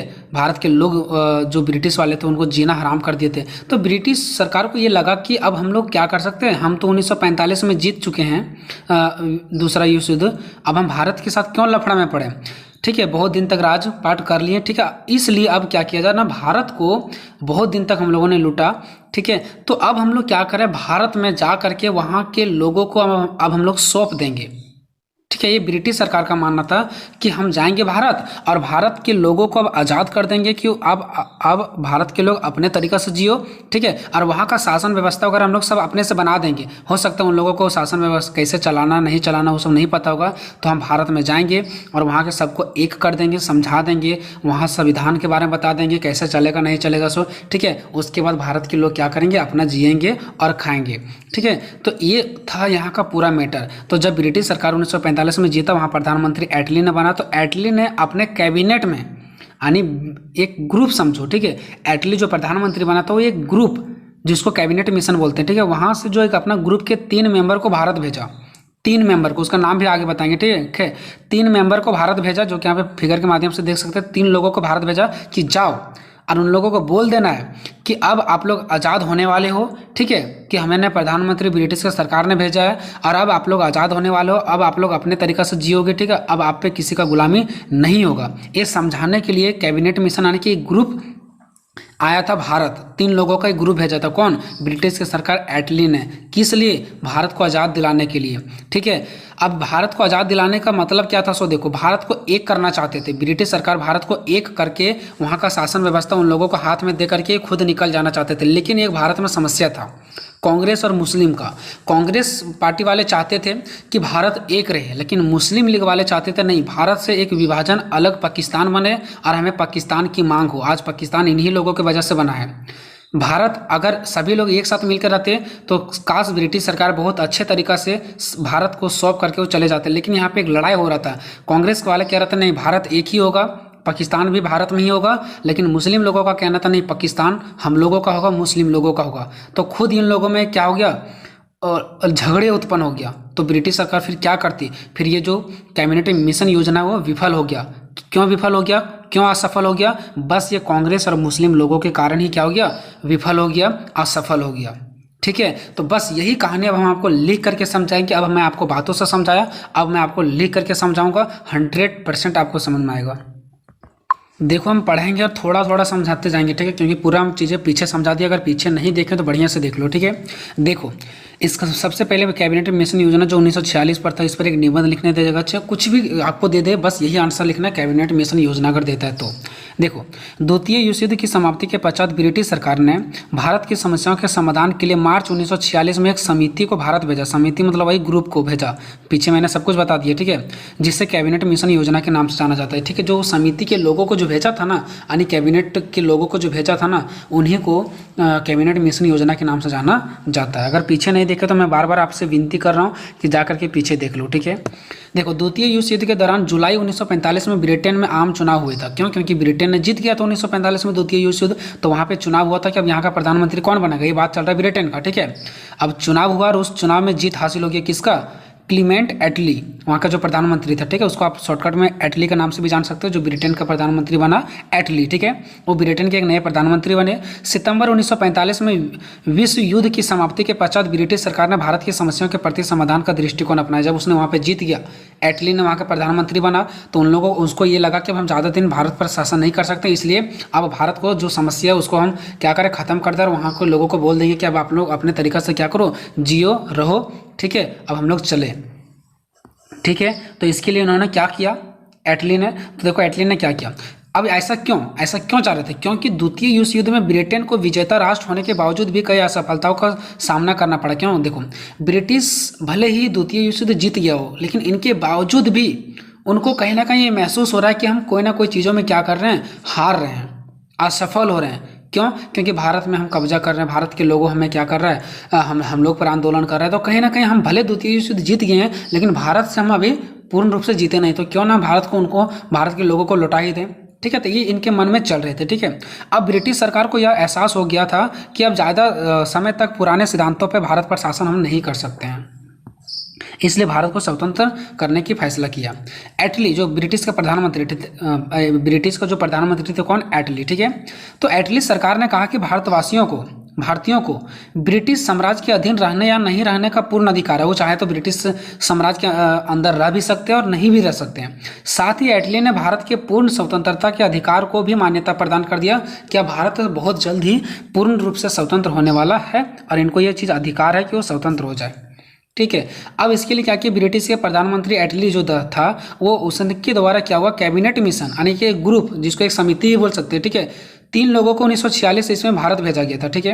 इसका उद्देश्य भारतीय नेताओं से मिलकर उन्हें इस बात का विश्वास दिलाना था कि अब बहुत ही जल्द सरकार संवैधानिक मामले पर शीघ्र ही समझौता करने को उत्सुक है और यह मिशन भारत की एकता को मजबूत करना और देश को आज़ादी दिलाने में मदद करना चाहते हैं। मतलब जब एटली ने वहाँ का प्रधानमंत्री बना तो बहुत ही जल्द उसने 3 लोगों को भारत के लोगों से मिलने के लिए भेज दिया कि अब जल्द ही आप लोग क्या करने वाले हैं, आज़ाद होने वाले हैं, ठीक है। इसमें 3 लोग कौन थे? जो कि एक ब्रिटेन के एटली प्रधानमंत्री ने भारत भेजा था भारत के लोगों से मिलने के लिए। तो कैबिनेट मिशन में 3 सदस्य थे जो भारत आए थे, वो इस प्रकार थे। एक थे लॉरेंस, एक क्रिप्स, आप क्रिप्स मिशन योजना भी आप लोगों को पढ़ना, ठीक है। तो लॉरेंस था, क्रिप्स था और अलेक्जेंडर था। ये 3 समिति के लोग थे, कैबिनेट मिशन के लोग थे, जो कहाँ के थे, ब्रिटेन के। जो ब्रिटेन के एटली प्रधानमंत्री ने भारत में भेजा था इन लोगों को, ठीक है, यहाँ बताने के लिए। लेकिन यहाँ तो कुछ और ही हो गया हिंदू मुस्लिम में। कैबिनेट मिशन 24 मार्च 1946 को भारत पहुंचा। अब जो कैबिनेट मिशन मतलब समझ रहे हैं, ये जो 3 लोग हैं ना, इन्हीं को कैबिनेट मिशन कहा गया है, ठीक है। तो कैबिनेट मिशन 24 मार्च 1946 को भारत पहुंचा, यानी ये तीनों लोगों ने 24 मार्च 1946 को भारत पहुंच गया, ठीक है। 5 से 11 मई तक, 5 मई से लेकर के 11 मई तक शिमला में त्रिदलीय सम्मेलन आयोजित किया गया। शिमला कहाँ, मतलब जम्मू कश्मीर में पड़ता है, ठीक है। तो 5 से लेकर के 11 मई तक शिमला में यानी कि जम्मू कश्मीर में त्रिदलीय सम्मेलन आयोजित किया गया। त्रिदलीय का मतलब होता है 3 प्रकार के पार्टी थे। 3 प्रकार के पार्टी कौन कौन थे? एक तो हमारे थे ब्रिटिश के जो 3 लोग आए हुए थे कैबिनेट मिशन लोग, और भारत के एक थे जो हिंदू लोग थे, यानी कि जो ये बोल रहे थे कि भारत का बंटवारा नहीं होगा, भारत एक ही रहेगा। और तीसरा वो जो मुस्लिम लोग थे जो बोल रहे थे कि नहीं, हम भारत से अलग हमें पाकिस्तान आने के भारत को बंटवारा किया जाए। तो 3 प्रकार के लोग जो लोग थे वो तीनों वहाँ पे शामिल हुए थे, इसलिए इसको त्रिदलीय सम्मेलन कहा गया था, जो शिमला में हुआ था। 5 से 11 मई तक चला था, ठीक है। ये हो गया। आप देखते तीनों में ब्रिटिश सरकार जो वहाँ से 3 लोग आए थे, फिर यहाँ पे कांग्रेस वाले जो भारत का बंटवारा का बात नहीं कर रहे थे, और मुस्लिम लोग जो भारत का बंटवारा कर रहे थे। ये तीनों के बारे में देखते। देखो, ब्रिटिश सरकार की ओर से गवर्नर जनरल था, कैबिनेट मिशन के 3 सदस्य शामिल थे। पता है ना, ब्रिटिश सरकार की ओर से कैबिनेट मिशन के कितने लोग थे? 3 लोग आए हुए थे। कांग्रेस की ओर से मौलाना अबुल आज़ाद जो भारत के थे, जवाहरलाल नेहरू थे, सरदार पटेल ने हिस्सा लिया। ये सब बोल रहे थे भारत एक ही रहेगा। जबकि मुस्लिम लीग की ओर से मोहम्मद अली जिन्ना, इस्माइल खान तथा लियाकत अली खान, ये तीनों बोल रहे थे नहीं, भारत से एक अलग पाकिस्तान का बंटवारा होना ही चाहिए। ठीक है। अब अगर ये लोग एक साथ मिल करके रहते अगर हिंदू मुस्लिम, तो कहीं ना कहीं जो बाहर से आने की ब्रिटेन से जो 3 लोग आए थे कैबिनेट वाले, वो लोग इनको आज़ादी ला करके चले जाते, लेकिन ये लोग खुद यहाँ पे गलती कर रहे, जिसकी वजह से कैबिनेट वालों को कुछ समझ ही नहीं आ रहा, इसलिए त्रिदलीय का एक बैठक किया गया। ठीक है। अब ये बैठक में क्या हुआ देखो, इस सम्मेलन के पश्चात भी कोई निष्कर्ष नहीं निकला। निष्कर्ष नहीं निकलेगा भाई। आप अगर कोई आपको समझाने के लिए आएगा ना, और आप लोग अगर 2 पार्टी को कोई समझाने के लिए आ रहा है, आप बीच में अटंगा डालते रहोगे कि ये नहीं होगा वो नहीं होगा, तो आप कभी नहीं तरक्की कर पाओगे। ठीक है, ये निश्चित बात है। तो इस सम्मेलन के पश्चात भी कोई निष्कर्ष नहीं निकला, क्योंकि मुस्लिम लीग पाकिस्तान की मांग पर अड़ी थी और कांग्रेस एवं मंत्रिमंडल, कांग्रेस मतलब ये जो भारत को कहते थे एक ही रहेगा भारत। ठीक है, तो कांग्रेस एवं मंत्रिमंडल सदस्य मुस्लिम लीग की भारत विभाजन की मांग से सहमत नहीं थे कि भारत का विभाजन नहीं होगा, तो यहाँ से फिर कैबिनेट वाला कुछ नहीं कर पाए। आखिर कैबिनेट मिशन के लोग जो 3 लोग आए थे, उनका उद्देश्य क्या था, आखिर किस लिए भारत पर आए थे, तो वो यही सोच करके यहाँ पे आए थे कि भारत का संविधान बनाने के लिए भारतीय नेताओं के साथ सहमति बनाना, कि भारत का एक संविधान बना देंगे और भारतीय का संविधान बना देंगे तो भारत के लोगों के साथ में बनाएंगे, उन लोगों का सहमति में बनाएंगे और फिर हम चले जाएंगे और वो अपने तरीके से क्या करेंगे, इनको चलाएंगे। लेकिन यहाँ तो कुछ और ही हो रहा है। और दूसरा क्या चाहते थे कैबिनेट वाले लोग, यानी कि ब्रिटेन वाले, तो ये चाहते थे ना कि एक समिति तैयार करना जो समाज के सभी वर्गों, भारत की संविधान सभा को ध्यान में रखते हुए भारत का संविधान तैयार करेगी। मतलब वो एक समिति तैयार करना चाहते थे जो समाज के सभी वर्गों के लिए हो। ठीक है। तीसरा क्या चाहते थे वो, इस मिशन में यानी कैबिनेट मिशन योजना में यह चाहते थे कि एक ऐसी समिति बनाना चाहते थे जो एक ऐसा संविधान बनाए जो सभी लोगों को समान और अवसर प्रदान करे। ठीक है, आने की क्या हो, वह एक ऐसा समिति बनाना चाहते थे जिससे सभी लोगों को फायदा हो, सभी लोगों को एक जैसा अवसर प्रदान हो। बस वो लोग यही सोच करके यहाँ पे आए थे कि इस प्रकार का हम लोग कर देंगे और चले जाएंगे, लेकिन यहाँ तो कुछ और ही हो रहा था। चौथा, एक कार्यकारी परिषद का गठन करना उन लोग चाहते थे, कैबिनेट मिशन वाले जो 3 लोग आए थे, कि यहाँ पे क्या हो, एक कार्यकारी परिषद का गठन कर देंगे। ऐसा करने के लिए मिशन प्रमुख भारतीय निकायों की मदद चाहता था। ऐसा ही करने के लिए जो कैबिनेट मिशन वाले लोग थे वो भारत के लोगों से मदद लेना चाहता था, ताकि भारत के लोग हमें मदद करेंगे तो हम ये सब शासन व्यवस्था बना करके हम चले जाएंगे। लेकिन यहाँ पे हिंदू और मुस्लिम हो रहा था। ठीक है, इससे भारत को ही नुकसान हुआ। ठीक है, अब कैबिनेट मिशन का महत्व क्या है, आखिर कैबिनेट मिशन हुआ तो इसका इंपॉर्टेंट क्या हुआ, तो देखो कैबिनेट मिशन 1946 ने भारत के संविधान निर्माण के लिए संविधान निर्मात्री सभा के गठन का मार्ग प्रशस्त किया। यह योजना कई प्रकार से महत्वपूर्ण था। ये जो कैबिनेट मिशन योजना था वो कई प्रकार से महत्वपूर्ण था, लेकिन इसकी सर्वाधिक महत्वपूर्ण विशेषता यह रही, इसका जो सबसे ज़्यादा इंपॉर्टेंट बात था वो यह रहा था कि इसने मुस्लिम लीग की भारत का विभाजन की मांग को खारिज कर दिया। जो मुस्लिम लोग बोल रहे थे कि हमें पाकिस्तान चाहिए, उनके बातों को नहीं माना। ठीक है, सबसे ज़्यादा इंपॉर्टेंट यही था कैबिनेट मिशन का महत्व, क्योंकि कैबिनेट मिशन वाले भी सोचते थे कि अगर बंटवारा होगा तो कहीं ना कहीं भारत कमज़ोर पड़ जाएगा, इसलिए वो चाहते थे कि सभी लोग मिल करके रहे। ठीक है, तो सबसे ज़्यादा इंपॉर्टेंट यही था कि भले मुस्लिम लोगों ने ये मतलब बहुत ज़्यादा प्रयास किया, लड़ाई लड़ते रहे, झगड़ते रहे कि हमें अलग कर दो, लेकिन इस बात को कैबिनेट मिशन वाले नहीं माने। ठीक है, कैबिनेट मिशन योजना के परिणाम, अब इसका रिजल्ट क्या रहा, आखिर कैबिनेट मिशन योजना इतना हुआ, अब इसका फाइनली रिजल्ट क्या मिला, परिणाम क्या हुआ लास्ट में। जैसे कोई युद्ध होता है, लास्ट में परिणाम होता है कि ये लोग मार गए या तो फिर हमें जीत मिला, हार मिला, लास्ट में एक परिणाम होता है ना, वो परिणाम क्या हुआ। अब देखो तो अच्छे से समझना इसको। ठीक है, कैबिनेट मिशन योजना के अनुसार जुलाई 1946 में संविधान सभा के चुनाव हुए। अब देखो अब क्या हुआ, कैबिनेट मिशन योजना के अनुसार जब देखा कैबिनेट मिशन योजना वाले कि अब कोई भी चक्का नहीं चल रहा है, तो इसने एक चुनाव करवा दिया संविधान में सभा में। 1946 में संविधान सभा के चुनाव हुए। इस चुनाव में कांग्रेस मतलब जो ये बोलते थे भारत का विभाजन नहीं होगा, उसमें 208 वोट मिल गया इसको। और मुस्लिम लोग जो बोलते थे कि अलग पाकिस्तान बना दिया जाए, उन लोगों को 73 सीट ही मिला। अब तो यहाँ से खुद पता चल ही जा रहा है। अब संविधान सभा ने अपने दुर्लभ स्थिति से मुस्लिम लीग के नेता बौखला उठे। अब ये जो कम सीटें जो इसको प्राप्त हुआ, इससे मुस्लिम लीग के जो नेता थे वो क्या हुआ, बौखला उठे, परेशान हो गए। अब आगे क्या हुआ देखो, मुस्लिम लीग के निरंतर विरोध तथा पाकिस्तान की मांग पर अड़े रहने के बाद भी, अब देखो मुस्लिम लोग हमेशा कम सीट मिला, इसके बावजूद भी ये पाकिस्तान रटे हुए रहते थे। ठीक है, अब इसके बाद क्या हुआ, वायसराय ने अंतरिम सरकार के गठन का प्रस्ताव रखा। अंतरिम सरकार क्या है वो देखो। ठीक है, अंतरिम सरकार, अब जब पाकिस्तान वाले नहीं मान रहे थे, यानी कि पाकिस्तान रटे हुए थे, तो यहाँ पे अंतरिम सरकार का गठन हो गया, अंतरिम सरकार का। ठीक है, ये अंतरिम सरकार क्या है देखो, 12 अगस्त 1946 को वायसराय ने जवाहरलाल नेहरू को अंतरिम सरकार बनाने के लिए आमंत्रित किया। जो वायसराय था, ठीक है, उसने क्या किया, जवाहरलाल नेहरू को वहाँ पे जो वो संविधान था उसका सदस्य बनाने के लिए जवाहरलाल नेहरू को अंतरिम सरकार में बनाने के लिए आमंत्रित कर दिया। चाहे पाकिस्तान वो लोग रटते रह गए और इधर 12 अगस्त 1946 को जवाहरलाल नेहरू को अंतरिम सरकार बना दिया गया। ठीक है, अब आगे क्या हुआ देखो, इसमें सदस्य संख्या कुछ इस प्रकार से था। देखो टोटल 14 सदस्य को लिया गया था। ठीक है, जो कि 6 सदस्य कांग्रेस से थे, 5 सदस्य मुस्लिम लीग से थे, तो 6 5 कितना हो गया 11। अब बचा कितना 3। तो जो 3 सदस्य थे वो अन्य अल्पसंख्याओं की ओर से थे, यानी दूसरे संख्याओं से थे। ठीक है, इस प्रकार से तय किया गया और 14 सदस्य बनाया गया। अभी भी सबसे ज़्यादा कहाँ है, कांग्रेस का है। ठीक है, अब हुआ क्या वो देखो, इसके विरोध में मुस्लिम लीग फिर से इसका विरोध हुआ। 16 अगस्त 1946 को प्रत्यक्ष कार्यवाही दिवस की शुरुआत की। अब मुस्लिम लोगों ने भी कम नहीं थे, इन लोगों ने भी 16 अगस्त 1946 को प्रत्यक्ष कार्यवाही दिवस की शुरुआत कर दिया कि हम लोग इस फैसले से संतुष्ट नहीं हैं, और इन लोगों ने प्रत्यक्ष रूप से कार्यवाही दिवस की शुरुआत कर दिया, जिस वजह से पूरे भारत में सांप्रदायिक दंगे शुरू हो गए, लड़ाई झगड़े क्या हो गए शुरू हो गए, और पहले ही दिन में सैकड़ों लोग मारे गए। अब मौलाना आज़ाद ने 16 अगस्त भारतीय इतिहास का काला दिवस कहा। मौलाना आज़ाद जो कहाँ के थे, मुस्लिम लीग के थे, इसने 16 अगस्त को, क्योंकि 16 अगस्त के दिन ही लड़ाई झगड़े हुए थे, भारतीय इतिहास का काला दिवस कहा गया। 16 अगस्त को भारतीय इतिहास का काला दिवस बताया गया।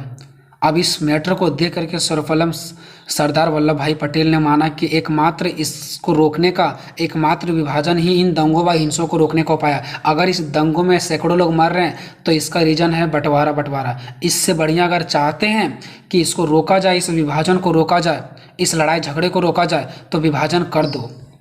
ठीक है, जब तक विभाजन नहीं हुआ तब तक ये लड़ाई झगड़ा नहीं रुकेगा। तो इसलिए वल्लभ भाई पटेल ने ये कह दिया कि अगर इस हिंसा और इस लड़ाई को रोकना है तो विभाजन कर दो। और फाइनली जा कर के हमारा 16 अगस्त 1947 को सॉरी दोस्तों, ये 1946 का बात है ना। तो फाइनली जा कर के ये बात वल्लभ भाई पटेल ने कहा दिया, और फाइनली जा कर के लास्ट 14 अगस्त 1947 को पाकिस्तान को दे दिया गया। मतलब पूर्ण रूप से लास्ट अंतिम था। ठीक है, तो वो तो बहुत 1947 की बात है, आपको ये भी पढ़ना है क्वेश्चन में, 1947 के भारतीय स्वतंत्रता के बारे में भी पढ़ना है इसके बाद का क्वेश्चन। ठीक है, तो इस प्रकार से इस कहा गया कि 16 अगस्त 19 को भारतीय इतिहास का काला दिवस कहा गया, और इसका कहा कि जब तक कि बंटवारा नहीं होगा तब तक की लड़ाई नहीं रुकेगा। और आपको पता होगा जो पाकिस्तान को आज़ादी मिला था वो 14 अगस्त 1947 और 15 अगस्त 1947 भारत को। इस प्रकार से ये क्वेश्चन खत्म होता है। अब हम लोग निष्कर्ष देखते हैं। ठीक है, ध्यान देने 1947 का बात अभी नहीं चल रहा, 1946 का ही बात चल रहा है। ठीक है, इसके 1 साल बाद समझो, ये सो लड़ाई झगड़ा होते रहा तो तुरंत थोड़ी ना उसको आज़ादी मिल गया पाकिस्तान को कि हाँ चलो अब आप लोग पाकिस्तान ले लो। इसके 1 साल बाद 1947 में 14 अगस्त 1947 को मिला। ठीक है, निष्कर्ष क्या है देखो, कैबिनेट मिशन एक महान योजना थी जिसका उद्देश्य भारत की संविधान सभा बनाना था। कैबिनेट वाले चाहते थे कि भारत के एक संविधान बना देंगे और ये लोग अपने तरीके से जिएंगे रहेंगे, और विभाजन को टालना चाहते थे। जो ये हिंदू मुस्लिम लोग थे ना, इनको टालना चाहते थे कैबिनेट वाले, लेकिन ऐसा नहीं हुआ। हालांकि भारतीय राष्ट्रीय कांग्रेस और मुस्लिम लीग के बीच मतभेद के कारण यह असफल रहा, और ये जो कैबिनेट मिशन योजना था वो असफल हो गया। किसकी वजह से? बस कांग्रेस और मुस्लिम लीग की वजह से। तो ये क्वेश्चन आपको कैसा लगा? क्या नेक्स्ट क्वेश्चन? पाकिस्तान के निर्माण संबंधित परिस्थितियों की विवेचना करना या भारत के स्वतंत्र होने के कारणों पर प्रकाश डालें। मोस्ट इंपॉर्टेंट क्वेश्चन है। और भी अगर आप वीडियो का आंसर देखना चाहते हैं तो डिस्क्रिप्शन में लिंक दिया गया, वहाँ पे जाकर के चेक करो।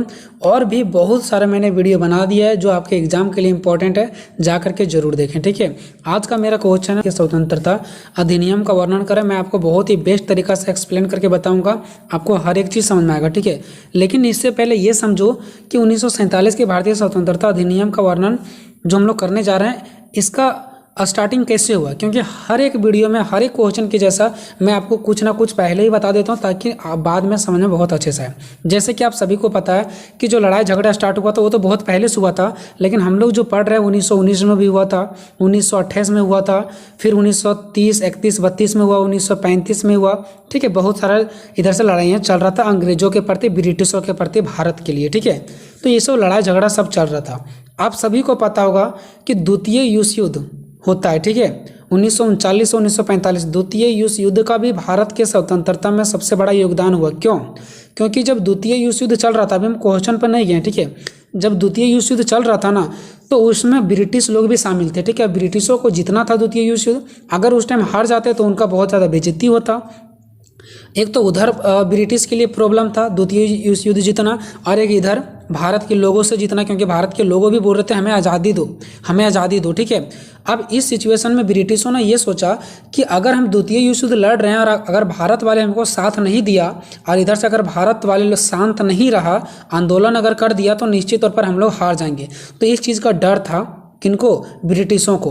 तो 1939 से जो 1945 चल रहा था द्वितीय विश्व युद्ध, इसमें अच्छे तरीक़ा से जीत पाए इन लोग, इन लोगों को साथ मिले भारतीय लोगों से, भारत लोग इनको साथ दे। इसके लिए सोचा कि क्यों ना भारत लोगों में ऐसा कुछ बात बोले इन लोगों को, ताकि इन लोग शांति बनाए रखे और हमें साथ दे। ठीक है, तो इसके लिए क्या किया ब्रिटिशों ने, भारत लोगों को ये आश्वासन दिया कि हम आप सभी को 1948 में आज़ाद कर देंगे, आप लोग अपने तरीक़ा से फिर जिएंगे और अपने अपने तरीक़ा से रहेंगे। तो भारत लोगों को गुस्सा चढ़ा, 1948 तक मैं क्यों इतना वेट करूंगा। उन लोगों को ऐसा लगा कि मैं 1948 तक क्यों वेट करूंगा, मैं इतना दिन तक वेट नहीं कर पाऊंगा। ठीक है, फिर ब्रिटिशों को ऐसा महसूस हुआ कि अब इन लोग से हम लोगों को बचना मुश्किल है, अब हम लोगों को भारत लोग वाले नहीं छोड़ेंगे। और फाइनली जाकर के यही हुआ कि 1948 का दूर 1947 में ही ब्रिटिशों को छोड़ना पड़ा। तो कहीं ना कहीं द्वितीय विश्व युद्ध में प्रभाव जरूर पड़ा, इसमें भारतीय लोगों को फायदा भी हुआ और ब्रिटिश लोगों के मन में ऐसा उत्पन्न होने लगा सवाल कि हो सकता है कि उस टाइम हम लोग संकट में पड़ जाएंगे, क्योंकि उधर से द्वितीय विश्व युद्ध और इधर से भारत लोग भी आ जाएंगे, तो हमारा हार हो सकता है। भले द्वितीय विश्व युद्ध में इसका जीत हुआ, फिर भी ये भारत लोगों से जीत नहीं पाए। और फाइनली जाकर के 1947 में बोल दिया गया कि अब आप लोग राजपाट संभाल लो। और उसी टाइम इन लोगों ने, ब्रिटिशों ने पाकिस्तान को भी अलग कर दिया और भारत को भी अलग कर दिया। इधर भारत एक ही था, इसको दो भागों में बांट दिया, पाकिस्तान और भारत। ठीक है, क्योंकि उस टाइम मुस्लिम लोगों का कहना था कि हम भारत में नहीं रहेंगे, हमको पाकिस्तान चाहिए। तो इस टाइम पाकिस्तान का बंटवारा हुआ था। अगर उस टाइम मुस्लिम लोग भारत में रहना चाहते तो आज भारत का बंटवारा नहीं हुआ रहता और पाकिस्तान हमारा ही हिस्सा होता। हालांकि पाकिस्तान अभी भी मेरा ही हिस्सा है। ठीक है, चलो अब चलते हैं क्वेश्चन की ओर। ठीक है, 1947 देखो, 20 फरवरी 1947 को ब्रिटिश प्रधानमंत्री, उस टाइम ब्रिटिश के प्रधानमंत्री कौन था? देखो, हमारा देश आज़ाद हुआ था 15 अगस्त 1947, लेकिन 15 अगस्त 1947 से पहले जितना भी डेट आएगा सब में ब्रिटिश लोगों का ही आता है। ठीक है, तो 20 फरवरी 1947 को ब्रिटिश प्रधानमंत्री, जिसका नाम क्या था, क्लीमेट एटली, ने घोषणा की कि 30 जून 1947 को भारत में ब्रिटिश शासन समाप्त हो जाएगा। ठीक है, देखो दोस्तों, यहाँ पे 30 जून 1947 दिया, शायद बुक में गलत दिया। ठीक है, 30 जून 1948 होगा। ठीक है, तो 20 फरवरी 1947 को ब्रिटिश का जो प्रधानमंत्री था ना, उसने, कौन था, क्लीमेट एटली ने, इसने घोषणा कर दिया कि भारत लोगों को 30 जून 1948 को, यहाँ 1948, ठीक है, 1948 को भारत में ब्रिटिश शासन समाप्त हो जाएगा। उसके बाद सारा सत्ता उत्तरदायी भारत के हाथों में सौंप दिया जाएगा और आप लोग अच्छे तरीके से रहना। वही कहानी जो मैंने आपको सुनाया। ठीक है, अब देखो, इस घोषणा पर मुस्लिम लीग ने आंदोलन किया और भारत के विभाजन का बात कहा कि मैं 1948 तक रुकूंगा, मैं नहीं रुक पाऊंगा, आज ही मुझे पाकिस्तान चाहिए, मुस्लिम लोगों का कहना था। ठीक है, और भारत का बंटवारा जरूर करो और हमको आज़ाद कराओ।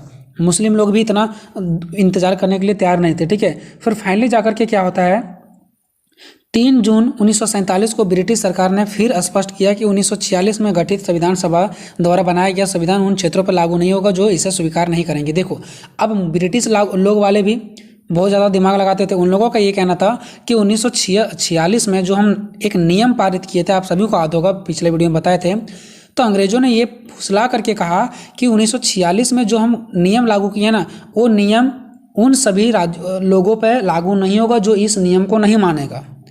यानी कि ये बोल रहे थे 1948 में जाकर के हम क्या करेंगे, आज़ाद करेंगे, लेकिन भारत के लोगों का कहना था 1948 में हम इतना वेट नहीं करेंगे। तो ब्रिटिशों का कहना था कि तो फिर आपको 1946 वाला लाभ नहीं मिलेगा।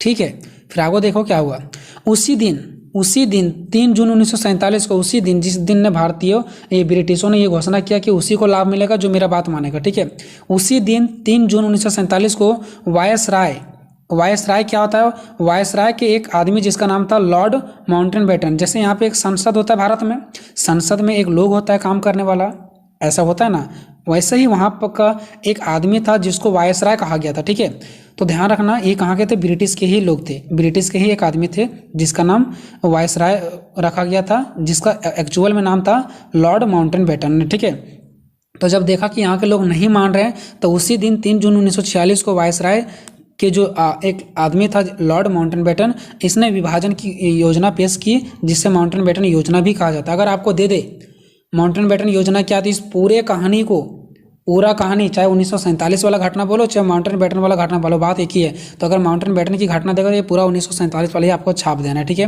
तो जो ब्रिटेन के माउंटेन बैटन, ये लॉर्ड माउंटेन बैटन थे, इसने घोषणा कर दी कि चलो अगर आप लोग नहीं मान रहे हो तो आप लोगों का विभाजन कर दिया जाएगा और आप लोग अब अच्छे से रहो। विभाजन मतलब एक भारत का विभाजन और एक पाकिस्तान का विभाजन कर दिया जाएगा, टेंशन ना लो। जब देख रहा है कि यहाँ के लोग मान ही नहीं रहे तो ये विभाजन करने के लिए तैयार हो गए, ठीक है। जो ये ब्रिटेन के ही व्यक्ति थे, माउंटेन बैटन, ठीक है। अब इस योजना को कांग्रेस और मुस्लिम लीग ने स्वीकार कर लिया। उसके बाद जब इतना ये बोला कि विभाजन हम कर देंगे, टेंशन ना लो, तो जो यहाँ के भारत के लोग, हिंदू लोग थे जो कांग्रेस में आते थे, और मुस्लिम लीग जो थे, ये दोनों को आत्मा का शांति मिला और इसने एक्सेप्ट कर लिया कि चलो ठीक है, आपका बात मैं मान लिया, ठीक है। अब आप बोल दिए कि विभाजन कर देंगे तो मैं मान लिया।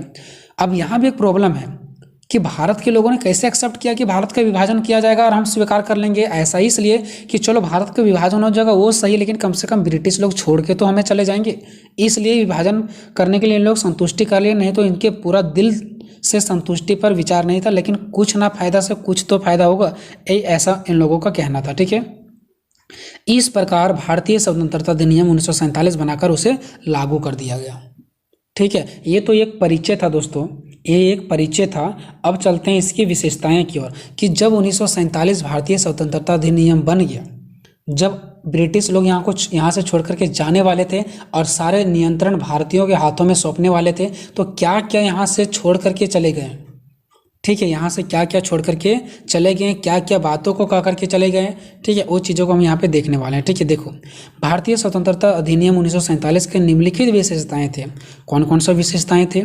तो देखो, पहला, किसने भारत में, देखो यहाँ पे किसने ने इसने होगा, ठीक है, थोड़ा सा टाइपिंग में मिस्टेक हो गई है, ठीक है। इसने भारत में ब्रिटिश राज समाप्त कर 15 अगस्त 1947 को इस स्वतंत्रता और संप्रभु राज घोषित कर दिया। जो ब्रिटिश वाले थे उसने क्या किया, भारत में ब्रिटिश राज समाप्त कर दिया, क्या ब्रिटिश का राज समाप्त हो गया, और 15 अगस्त 1947 को इस स्वतंत्रता और संप्रभु राज का घोषित कर दिया भारत को, ठीक है। उसके बाद यहाँ पे देखो दूसरा पॉइंट क्या है, इसने भारत, यहाँ पे इसने होगा, ठीक है, इसने भारत को विभाजन कर डोमिनियन मतलब एक भारत में को, भारत को तो भारत ही रह गया, और भारत से एक जो अलग मुस्लिम लोग था वो पाकिस्तान, यानी कि दो राज्यों में बांटना था, भारत और पाकिस्तान में, तो उसी को डोमिनियन कहा गया, ठीक है। जहाँ भी डोमिनियन आएगा समझ आना दो राज्य, ठीक है।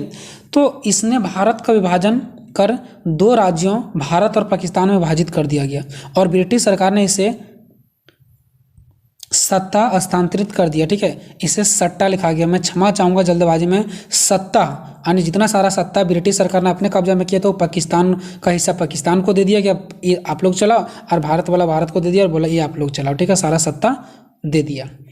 तीसरा पॉइंट है, इसने यह भी स्पष्ट किया कि दोनों राज्यों स्वतंत्रता सत्ताधिकारी होंगे, कि दोनों राज्य पाकिस्तान भी और भारत भी दोनों अपने अपने तरीके से सत्ता चलाएंगे। ब्रिटिश सरकार इन दोनों राज्यों के संविधान सभाओं को अपने अपने देशों के संविधान निर्माण करने की पूर्ण स्वतंत्रता प्रदान कर दी, कि भारत अपने तरीके से स्वतंत्रता का ये संविधान का निर्माण करेगा और चलाएगा, और पाकिस्तान भी अपने तरीके से संविधान बनाएगा और चलाएगा, ठीक है। चौथा, इसने वायसराय का पद समाप्त कर दिया। ध्यान है ना, वायसराय, ठीक है, कहाँ के थे, ब्रिटेन वाले, ठीक है, ब्रिटेन के थे। तो अब जब आज़ाद हो गया हमारा देश तो क्या वायसराय ही चलेगा, ब्रिटेन वाला ही नियम कानून चलेगा? नहीं। तो इसने क्या किया, वायसराय का पद समाप्त कर दिया और उसके स्थान पर दोनों राज्यों में गवर्नर जनरल पद का सृजन किया गया। मतलब जहाँ पे ब्रिटेन में वायसराय चलता था वहीं अब भारत और पाकिस्तान में क्या चलने लगा, गवर्नर जनरल चलने लगा। आज जो हम लोग गवर्नर जनरल बोलते हैं ना, इसके जैसा ब्रिटेन में वायसराय चलता था, ठीक है। अब वो लोग जा रहे हैं तो अपना वायसराय का भी नाम मिटा देंगे ना।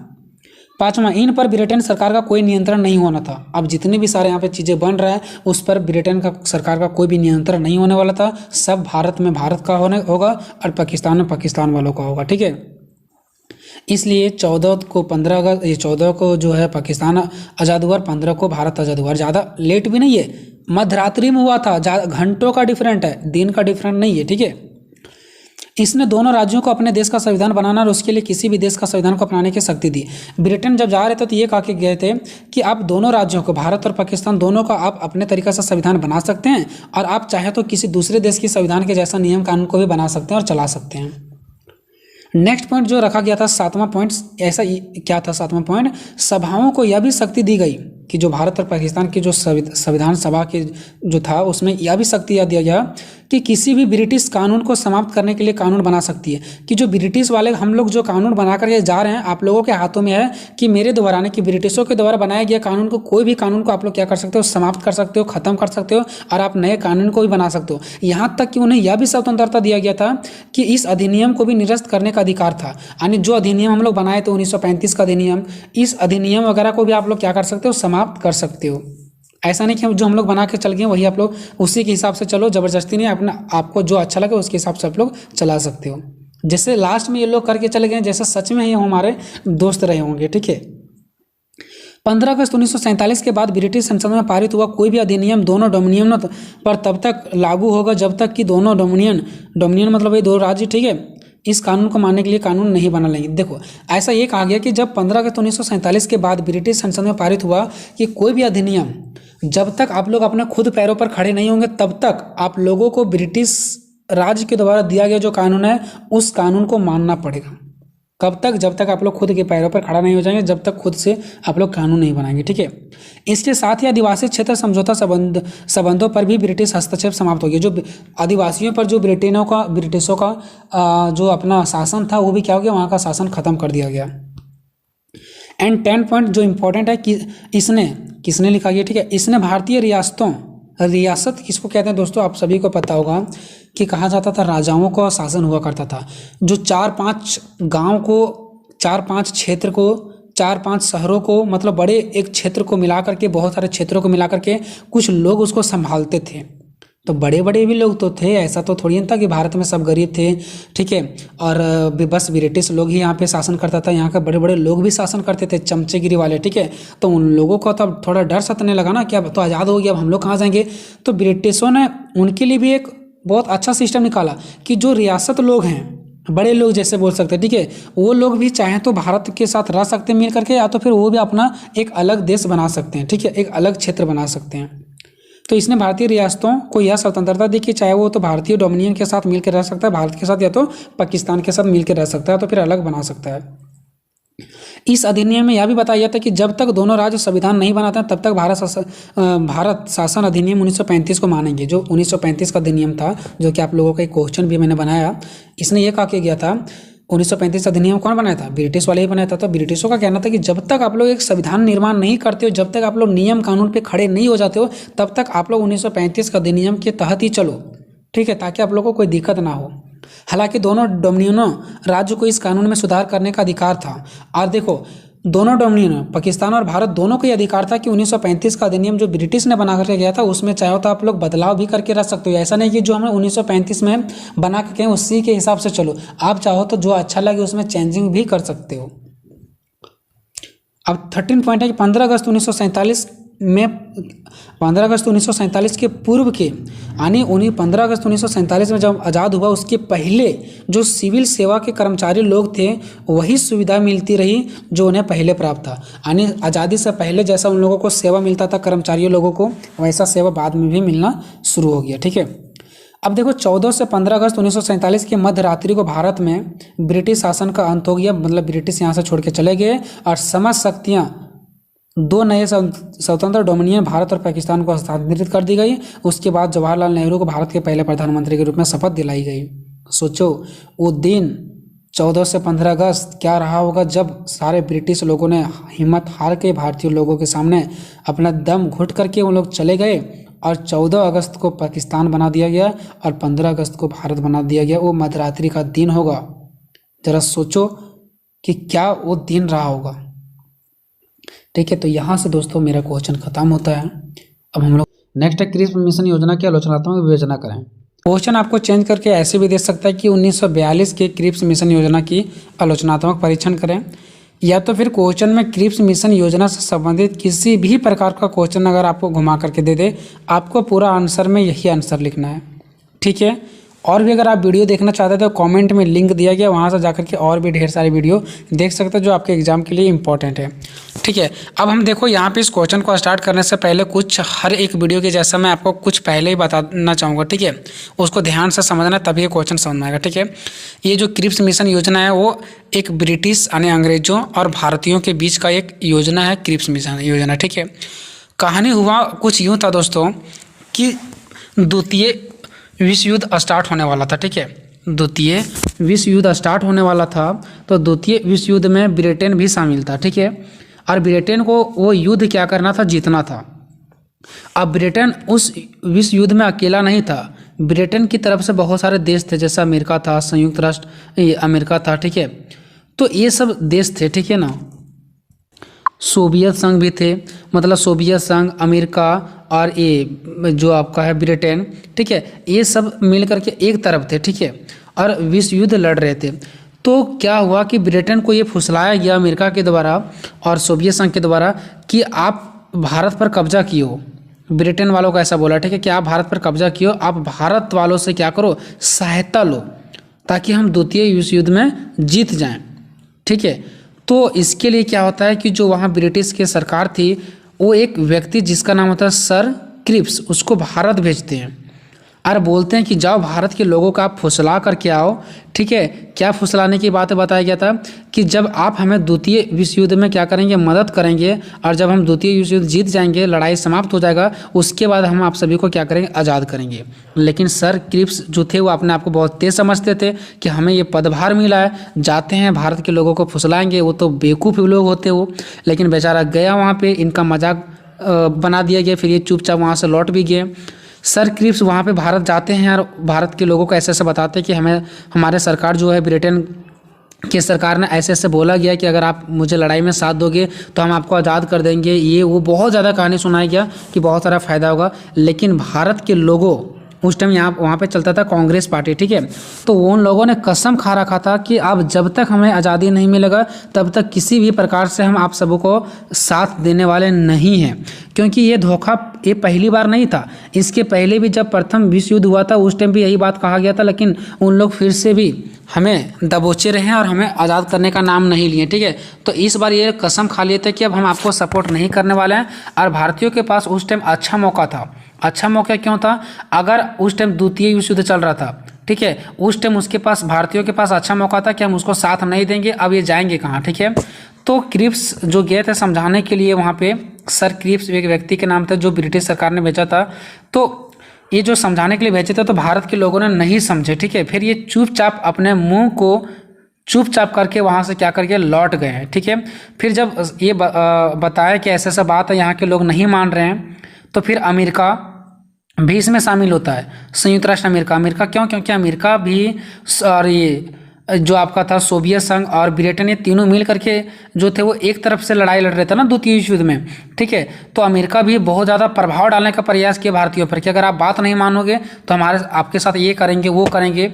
तो भारत के लोगों को और गुस्सा चढ़ा कि अच्छा, ये लोगों के मन की बात अभी फूटा, ये लोग क्या चाहते हैं, ज़बरदस्ती हमसे करवाना चाहते हैं। ठीक है, तो ये भारत के लोग और कठोर हो गए और मानने से इनकार कर दिए, जो करना है वो कर लो। ठीक है, उसके बाद चुपचाप सर क्रिप्स जो भेजा गया तो चुपचाप वहाँ से लौट गए।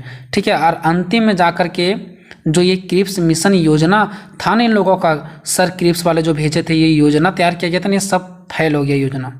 ठीक है, तो बस यही कहानी यहाँ पे बताया गया था। ठीक है, तो देखो ये मार्च 1942 में सर क्रिप्स की अध्यक्षता में, यानी सर क्रिप्स को भेजा गया था। वहाँ का एक लेबर पार्टी, ब्रिटेन में एक लेबर पार्टी था, उसके हैंडल करने वाले व्यक्ति था सर क्रिप्स। तो ब्रिटिश सरकार को अच्छा लगा सर क्रिप्स की समझा सकता है, तो सर क्रिप्स की अध्यक्षता में ही एक कमेटी भेजा।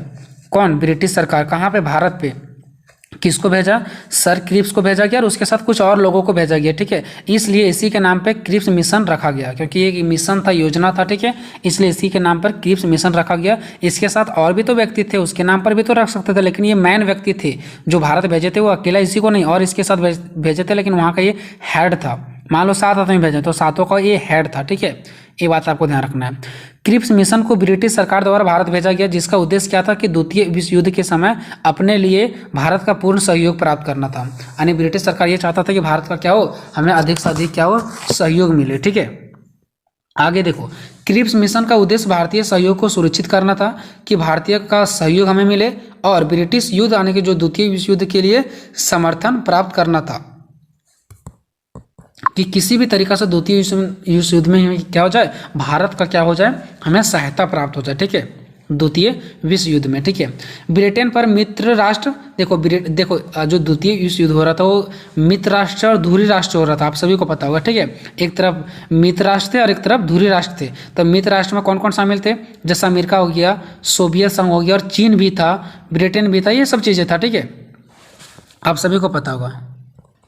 ठीक है, तो इसकी ओर से ये सब थे, तो ये सब दबाव डाल रहे थे कि भारत का समर्थन प्राप्त करो, किस पे, ब्रिटेन पर। ये जो अमेरिका है, सोवियत संघ, ये सब जो है ना, वो ब्रिटेन के सरकार को बोल रहे थे कि आप ही भारत को समझा सकते हो। ठीक है, आप भारत के समर्थन को प्राप्त करो, नहीं तो हम लोग हार जाएंगे, ऐसा कहना था। ठीक है, अब देखते हैं क्रिप्स मिशन के भारत का आगमन का प्रमुख कारण क्या था, कि वो भारत के आगमन क्यों रखे थे, भारत में क्यों आना चाहते थे। ऐसा इसलिए ताकि द्वितीय विश्व युद्ध में भिन्न राष्ट्रों की स्थिति कमजोर हो गई। ठीक है, क्योंकि देखो द्वितीय विश्व युद्ध में जो ये सब राष्ट्र था ना, इसकी स्थिति कमजोर हो गई थी, इसलिए भारत की सहायता प्राप्त करना चाहते थे। नेक्स्ट है, कमजोर स्थिति के कारण ब्रिटेन पर यह दबाव बढ़ने लगा कि वह भारत की जनता के साथ न्यायपूर्ण व्यवहार करे। मतलब ये जो ब्रिटेन पर प्रभाव डालने लगा था, कहाँ पे, अमेरिका के जो अमेरिका वाले थे, सोवियत संघ वाले, तो वो प्रभाव डाल रहे थे कहाँ पे, ब्रिटेन सरकार पर, कि आप जल्दी जाओ और क्या करो, किसी भी हर हाल में भारत की जनता से आप अच्छे तरीके से बात करो और उससे क्या करो, अपना सहायता प्राप्त करो। नेक्स्ट क्या है, मार्च 1942 ईस्वी को ब्रिटेन सरकार ने क्रिप्स मिशन भारत भेजने की घोषणा कर देती है।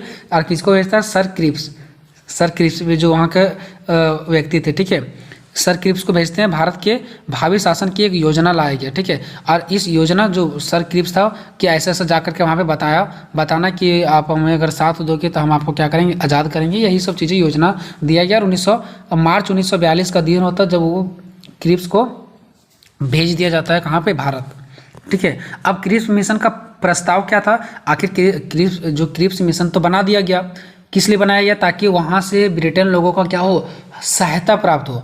चलो ठीक है, अब बना दिया गया, अब क्रिप्स मिशन भारत चल गया। अब भारत चल गए तो वहाँ के लोगों को क्या क्या प्रस्ताव देंगे, ये कहाँ पे गए, तो दिल्ली गए और मिले भारत के मेन जो लीडर थे, नेता लोग थे, उससे मिले और उसको बताया। इसने ये सोच के गया था कि हम वहाँ पर फुसला लेंगे जाकर के, लेकिन फुसलाने वाला काम नहीं हुआ। 22 मार्च 1942 को क्रिप्स ने अपने कुछ लोगों के साथ दिल्ली पहुंचकर वायसराय, जो कहाँ के थे, ब्रिटेन के ही थे। ठीक है, उसकी कार्यकारिणी के सदस्यों और भारतीय नेताओं से चर्चा की। मतलब वहाँ पे कौन कौन पहुँचे, वायसराय के नेता पहुँचे, जो क्रिप्स वाले थे वो, और फिर वहाँ का जो भारत के नेता थे, ये सब पहुँचे। ठीक है, और अपने प्रस्ताव का प्रारूप भारतीयों के सामने रखा कि हमें ब्रिटेन सरकार ने ये लेकर के भेजा कि आपके लिए ऐसे ऐसे होगा अगर आप मुझे साथ दोगे तो। ठीक है, फिर यूँ ही होता क्या, आगे देखो। भारत के भविष्य के संबंधों में दिए गए वचनों के पूरा होने के विषय में जो चिंता इस देश में है तथा भारत में प्रकट की गई, उस पर विचार करते हुए सम्राट की सरकार स्पष्ट तथा निश्चित शब्दों में उन उपायों को बता देना आवश्यक समझती है जो भारत के शीघ्रता स्वयं शासन संबंधित करने के लिए वह करना चाहती है। मतलब ये देखो, ये कहना चाहते हैं दोस्तों, ये जब वहाँ दिल्ली पहुँचा तो बताया गया कि हमें सरकार ने भेजा है कि यहाँ पे जितने सारे चिंताजनक समस्या है उसको सॉल्व किया जाएगा। ठीक है, और आप लोगों का जो भी मतलब आप लोगों का डिमांड है उसको क्या किया जाएगा, स्पष्ट रूप से पूरा किया जाएगा। आप लोगों को स्वेता प्राप्त होगा, मतलब आप अपने तरीके से आप लोग देश को चलाएंगे। ठीक है, आपको क्या किया जाएगा, स्वेतता शासन स्थापित करने के लिए भी वह हमारा सरकार ने करना चाहती है, ताकि आपको सारा सत्ता क्या हो जाए, आपके हाथों में मिल जाए। ठीक है, यानी शीघ्र ही आपको क्या हो जाएगा, ये सब चीज़ें मिल जाएगा। ठीक है, लेकिन भारत के लोगों को ये चीज़ें समझ में कहाँ से आएगा, क्योंकि ये चीज़ इन लोगों के साथ दूसरा धोखा होने वाला था। ठीक है, तो ये लोग इस धोखा से, भारत के लोग बहुत अच्छे से भली भांति परिचित थे और चीज़ों को समझते थे। ठीक है, नेक्स्ट क्या, द्वितीय विश्व युद्ध की समाप्ति के बाद भारत को डोमिनियन का दर्जा दिया जाएगा। सभी प्रांतों और रियासतों को भारतीय डोमिनियन में शामिल होने का अधिकार बरकरार और रहेगा। ठीक है, बरकरार रहेगा। और यह देखो, थोड़ा सा टाइपिंग में मिस्टेक हो गया, इसलिए मैं क्षमा चाहूँगा। ठीक है, बरकरार रहेगा या स्वतंत्र रहने का बिल्कुल विकल्प चुना जाएगा। ठीक है, मतलब ये कहा गया ना कि अगर द्वितीय विश्व युद्ध समाप्त हो जाएगा ना, अगर आप मुझे साथ दोगे और द्वितीय विश्व युद्ध समाप्त हो जाएगा तो डोमिनियन का दर्जा दिया जाएगा। डोमिनियन का मतलब इसके पहले वाला में हम समझा दिए।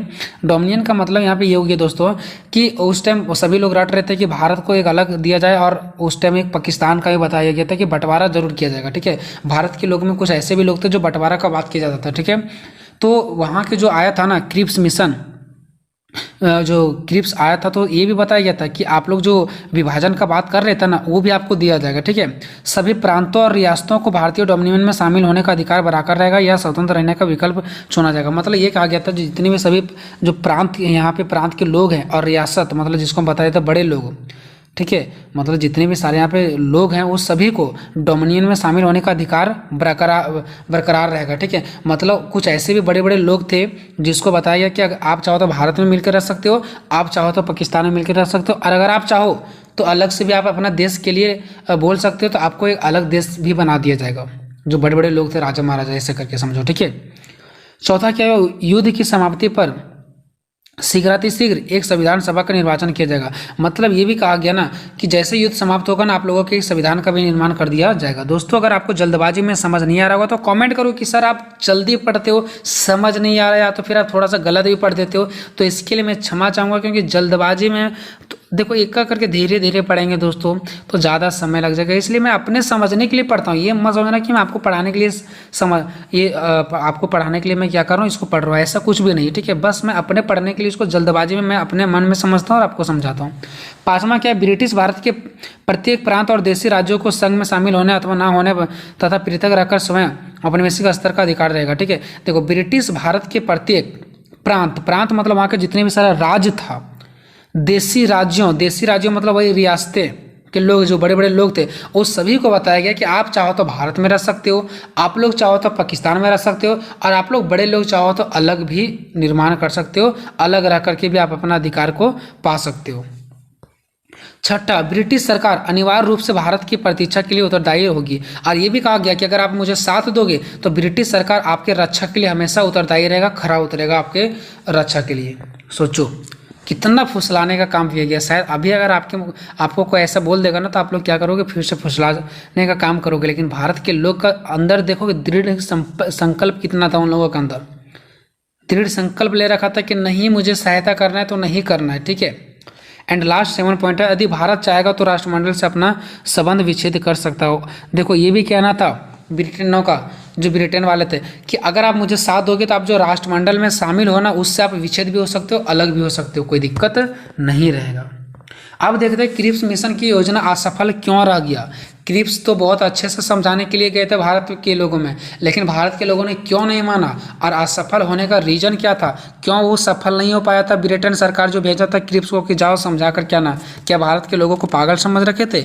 बिल्कुल ऐसा नहीं हुआ। और देखो कैसा कहानी, चुपचाप उसको बच्चों की जैसा खुद आया और इंसल्ट करके क्रिप्स को भेज दिया गया कि जाओ वापस। तो क्रिप्स मिशन की असफलता का कारण क्या था? सुझावों की अपर्याप्तता। ठीक है, सुझावों की अपर्याप्तता। क्रिप्स मिशन में भारत की समस्याओं को हल करने का कोई प्रयास नहीं किया। देखो जो क्रिप्स मिशन था ना, वो भारत के लोगों के समस्याओं को हल करने का प्रयास ही नहीं किया गया।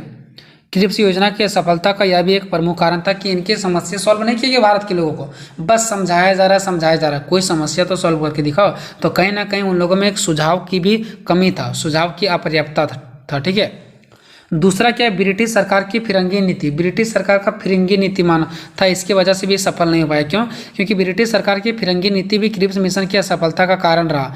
वास्तव में ब्रिटिश सरकार भारत को स्वतंत्रता तो देना ही नहीं चाहती थी, वह तो अन्य विदेशी शासकों की चर्चलित पर दबाव था। मतलब ब्रिटिश सरकार खुद से अपना दिल से नहीं चाहता था कि भारत लोगों को सच में जब द्वितीय विश्व युद्ध समाप्त हो जाएगा तो आज़ाद कर देंगे, नहीं, ये तो दूसरे के दबाव में क्रिप्स को भेजा था ना भारत। किसके दबाव में?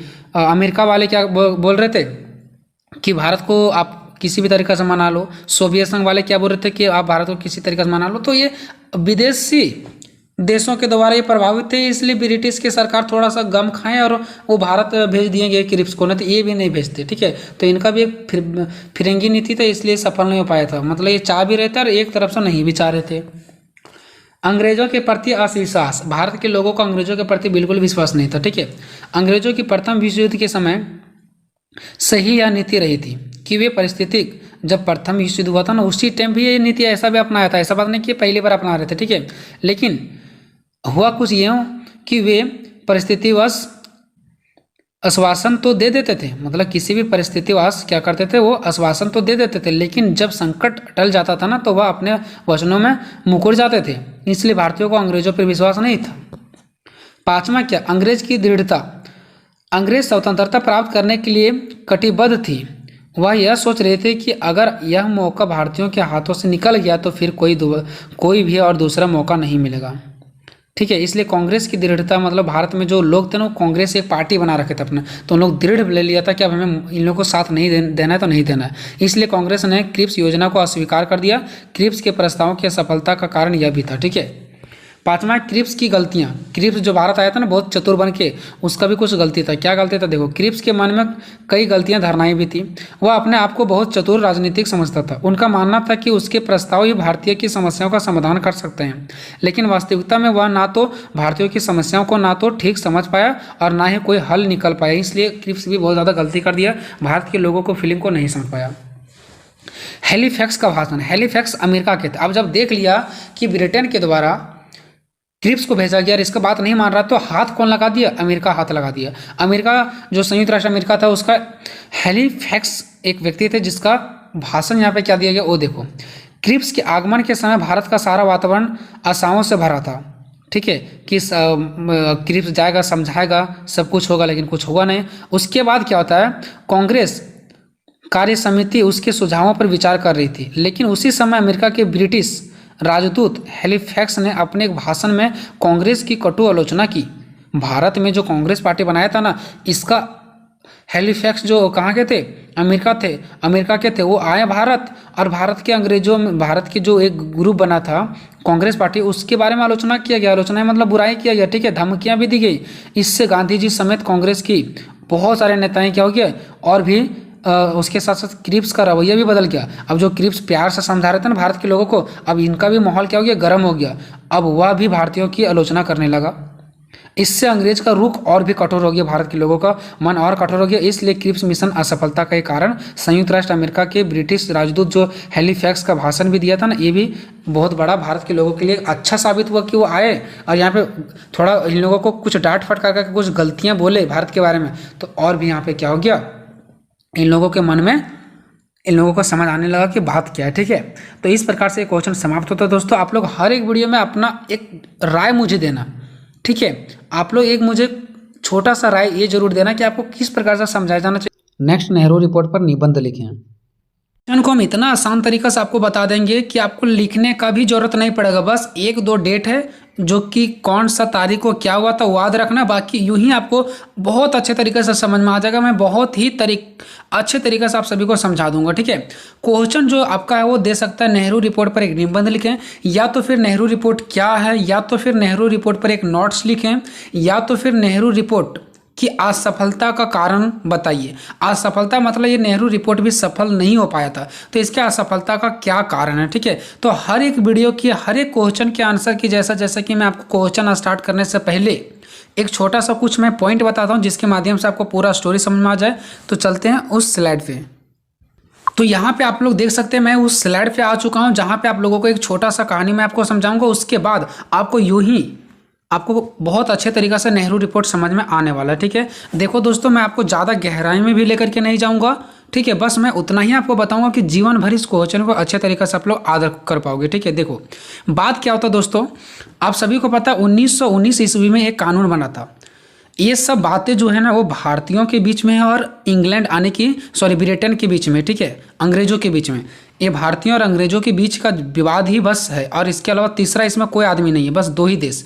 ठीक है, एक हमारा ब्रिटेन वाले हो गए जो अंग्रेज हैं, और एक भारत का है। ठीक है, होता कुछ ये है कि आप सभी को पता है कि ब्रिटेन वाले हम पर गुलाम कर रखे थे। ठीक है, तो 1919 ईस्वी में ब्रिटेन ने एक कानून बनाया था भारत के लिए। ठीक है, जैसे होता है कोई भी चीज़ को चलाने के लिए कैसे चलेगा नहीं चलेगा, वैसे ही ब्रिटेन ने 1919 ईस्वी में एक कानून बनाया था भारत के लिए। ठीक है, अब वो कानून कितना सफल हुआ, कितना सफल नहीं हुआ, कैसा चल रहा है, क्या कमी है, क्या अच्छाई है, इसको जांच करने के लिए एक साइमन कमीशन बना गया। ये सब किसके द्वारा बनाया गया था, अंग्रेजों के द्वारा, ब्रिटेन के द्वारा। ठीक है, तो एक साइमन कमीशन बनाया गया 1927 में। उन लोगों को ऐसा लगा कि हम 1919 में कानून तो बना दिए, बट इसको देखने वाला होगा कौन। तो अंग्रेजों को जब ये बात पता चला ब्रिटेन वालों को, तो 1927 ईस्वी में साइमन कमीशन बनाया। कौन, वही सब बनाया। और साइमन कमीशन में कुछ लोग थे जो कि अंग्रेजी थे, यानी कि ब्रिटेन वाले ही थे, इसमें भारत के एक भी नहीं थे। ठीक है, यानी कि सब का सब क्या थे, ब्रिटेन वाले ही थे। और वही सब आकर के भारत में ये देखते थे कि कानून कैसा चल रहा है, नहीं चल रहा है, ठीक है। तो 1919 में जो कानून बना था उसको देखभाल करने के लिए 1927 में एक साइमन कमीशन का एक गठन किया गया, समिति बनाया गया, ठीक है, जिसमें सबका सब ब्रिटेन वाले ही थे। अब भारत लोगों को गुस्सा चढ़ा कि आप हम पर गुलाम बनाए हो, कानून कैसा चल रहा नहीं चल रहा आप देख रहे हो, और भारत के एक भी लोग नहीं है, और भारत के ऊपर ही ये साइमन कमीशन वाले कानून बना रखे हैं। तो एक भी तो भारतीय होना चाहिए ना जो हमारे फीलिंग को, हमारे दर्द को समझ सके। लेकिन उस साइमन कमीशन में एक भी भारत के नहीं थे, सबका सब सदस्य अंग्रेजी ही थे, यानी अंग्रेज वाले ही थे। अब इन लोगों को गुस्सा चढ़ गया।